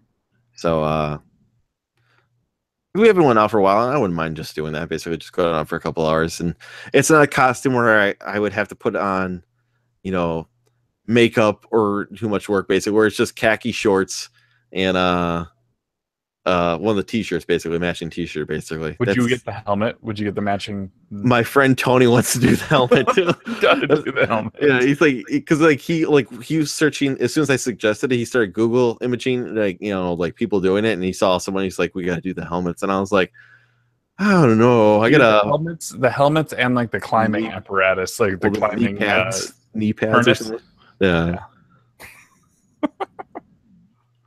Let's see how much these shirts go, because I didn't still look up the price here. So Legends of the Hidden Temple. That's too funny. So that might be an idea. We haven't gone out for years in Halloween, basically. But yeah, here they are. I'll just put them on display here if I can. Screen share here. Just put in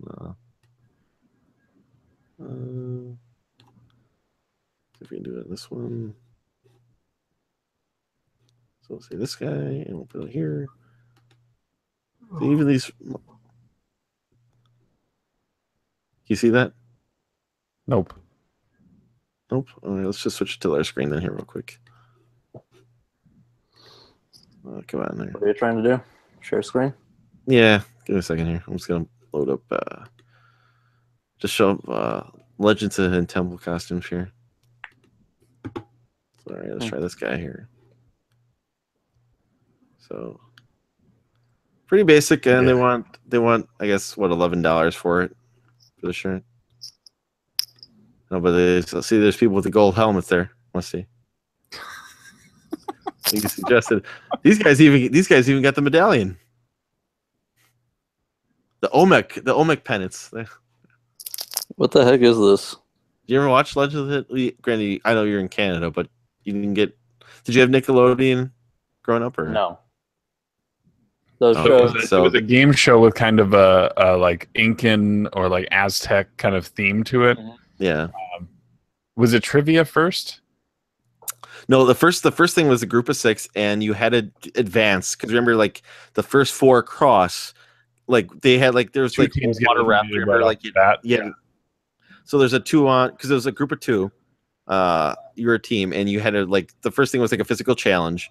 The next round was they would hammer down another 2, so there's like 4 teams then, and they would do a trivia. You had to listen to Olmec give a story about what hidden whatever artifact, like Amelia Earhart's scarf or something like that. You know, like there was like some story behind it. They make up some story, and you had to pay attention. They give you a little history lesson, and then they would ask trivia questions, and then the final two teams would do a couple physical challenge, and eventually the winning team would go on into Olmec's temple, where you had to get the artifact and get back out of there in time, basically, while avoiding the temple guards. And basically, the temple guards were scary though. Where they just come screaming out, basically. I'm like, oh man. But that was a fascinating show, in my opinion. I loved watching that show. Yeah, that show was really good. Mm-hmm. I always rooted for the Silver Snakes because, man, they never won. They never won. They were always like the losers. So it was always like Blue Barracudas or Red Jaguars were always like in the finals. Blue Bear. Now all you have to root for is the Purple Platypi. There you go. Purple Parrots. That's where they got it from. Is that actually where they got it from? I think that's where they got it from. Okay. What's that from? It's supposed to be from? Easy Allies names their teams, and one of them is the purple platypi. Is that one of the? Yeah, it's the purple parrot on that was in Hidden Temple. What the heck's the eagle one in Easy Allies? It just slipped out of my mind right now. The other team. I forget. They always win, so we forget their name. An enemy just made me get the wrong weapon.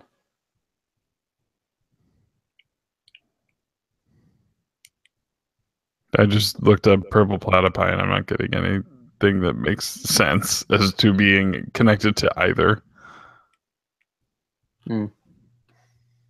Interesting.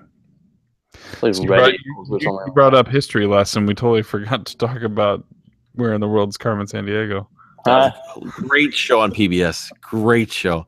Loved it. I loved it. And the only thing as a kid, I would hate if it was not something in North America. Basically, the final thing where like Carmen is hiding somewhere in Africa. I'm like, you're like, no. I was like, I don't know any of these. Basically, they're like, oh, she's in this. I'm like, I don't know. If it's not like Egypt here, man, I am lost. You know, you just keep saying Egypt. I'll put the flag there. They're like, Ivory Coast, and you're like, it's one of these over here. I remember, like, I think finding a bunch of episodes of Carmen Sandiego on YouTube like a few years ago, and I think like marathoned a bunch of episodes. It was fantastic. Is it a rockapella? Yep. Great. Dude, rockapella, because like that's how you always get to end the show. That was fantastic. I loved it.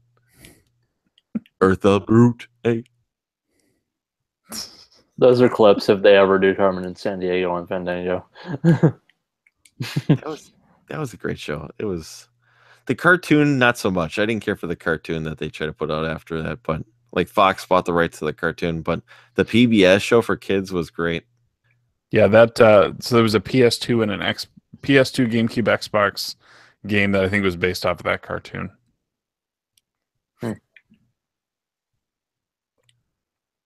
Come shoes. It almost looked more like a Kim Possible type of animation. Yeah, I didn't see that. I didn't see that game, but I know what you mean.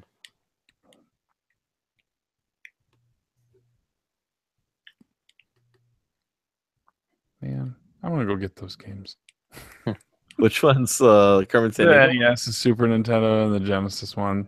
Well, I bought the NES one, and then of course I found it complete for like a few dollars more. Complete with the almanac. Yeah, I found it for like maybe like a few dollars more, and I kind of like I passed that. And I was like, man, I went from never seeing that game to seeing it like back to back. You know, I'm like, so I bought the like whatever the one without the almanac or whatever, almanac one. But yeah, we're in the world on Super Nintendo.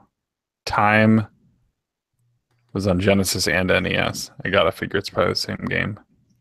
And Super Nintendo. Super 2 on Super Nintendo. Where in the world is Carmen Sandiego? That was good. I'm probably gonna watch some of those tonight now too. It was fun. It was a fun show. Yeah. I just know I was not like, because you had to be like, with it being on PBS, you had to be some kid who was like an A student in school, basically, to get on there. And I was not interested in doing that at all. I was way more interested in video games and whatnot. So it's like, give me something like in junior high, they had like the geography B. In my 6th grade, I took 2nd in the school. I didn't study or anything. It just like the questions just kind of fell to me as being like easier questions than a lot of the other kids were getting. And then all of a sudden I ended up in 2nd place. It's crazy. And then I don't think I competed the other 2 years. I just was like, oh, I'm good. There was a class we did once where we had to play. So we had to play SimCity, and we had to play through a certain amount of time in the game, and then we had to model the city that had ended up being made. Yeah, that was a last-minute project for me. Like, I waited way too long on actually starting the model itself. You had to model a portion of the city. So wait, did you have to make it, or did you make it in the game? You did the game, and then you had to print off a section of the city and then make a 3D, square of that portion of the city. So I think I picked a portion that had like the stadium and some other industrial stuff, and you had to use just like basic materials for it. But it was interesting because SimCity, there was some level of randomization, right? You'd say, okay, this is going to be commercial, but you don't know what it's going to end up being. Just commercial, industrial, and then it goes from there. But yeah, that was like the old PC version. We had to, when we printed off, it was one of those old printers, the old dot matrix printer was like, one of those guys with the holes on the side. And to peel it real quick, you're like, ah, damn it, I didn't get the correct snap on this one here. Yeah, I remember that. It's getting late. Yeah, that's fine. Good talk though about cartoons and Carmen Sandiego, and we'll need to make sure P1 knows about that. Classic game talk or classic show talk, cartoon talk. It was I don't know. I would love. The thing is, like, now I miss my opportunity to buy Bucky O'Hare the complete first season, or because it's only one season. I think the complete series, because I think on Amazon it's ridiculously priced now, but I think they're on YouTube. Like someone was nice enough to upload them all on YouTube. Oh, we didn't even bring up Captain N. I watched that too. Did you ever watch Pro Stars? I don't know what that is. Is that that was? I know. I never watched it, but I know what it is. So it's Wayne Gretzky, Bo Jackson, and Michael Jordan. I don't remember that one. And they were like crime fighting sports athletes. Was that the one where they were trying to? No, what? There was a different one entirely where it was football players get sent back to the time of King Arthur. Oh no! Knights of the Round Table or something, huh? Harlem Globetrotters? I don't freaking know. Yeah, this was Globetrotters teamed up with Scooby-Doo. 13 episodes, and it was Michael Jordan, Wayne Gretzky, and Bo Jackson. And then that was that time where everyone was kind of ripping off Sailor Moon for some reason. He's the one called Sailor Moon. Yeah, and it was all about like saving children. One episode, someone stole the Stanley Cup. There's only so many plots you can do with that. Kids being held captives by a motorcycle gang. And then they'd have to come in and, Wayne Gretzky would shoot hockey pucks at him and stuff like that. But then Bo Jackson could do baseball and football, and There's always a different villain each episode, I think. I'm paraphrasing the Earthworm Jim is was it a cartoon apparently too? I don't Earthworm remember Jim? that one.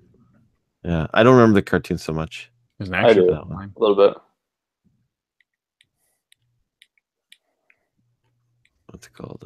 I do really want to get the original Bucky O'Hare toy back. Not to be boxed, just loose because I had that in the spaceships, but I don't need that. I just want to get the original toy. And there's a couple of toy shops that I would like to hit up, see if I can find some old toys that aren't expensive. Actually, it's just Hard to come by.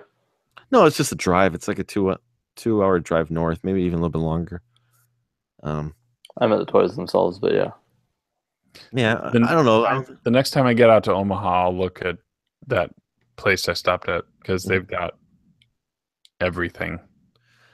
Yeah, Musty. Next time you ever come to, if you have a few days, I gotta take you a couple places that are like an hour north of Milwaukee, just so you can have your mind blown. Just because there's a couple stores I think you'd probably really dig. Just like one of them is called Freak Toys. Just because it's like an everything store, like where they have video games, comic books, toys, and it's like you'll spend, because there's so much stuff in there, like it's hard to move around sometimes because there's so much stuff that they cram in there. Like my buddies Jim and Tony, who came to the convention last year with us, I took them up there and they spent like an hour just going through the comics, and they're like, we can be here all day just going through here, just trying to, because nothing for their comics, they're not alphabetical order. It's just all in boxes basically. So you have to comb through these rows upon rows of comics, and they'll have a stack of comics, and they're like, yeah, I haven't even really gotten deep in here because these comics are $2 a piece or $1 a piece, and they're just like, yeah, I found this just because they have so much stuff. I don't think have time to really go through and keep stuff organized. They just keep getting more stuff in, and they just kind of put it out there. They'll put a price and they'll put it out there. So there's that place.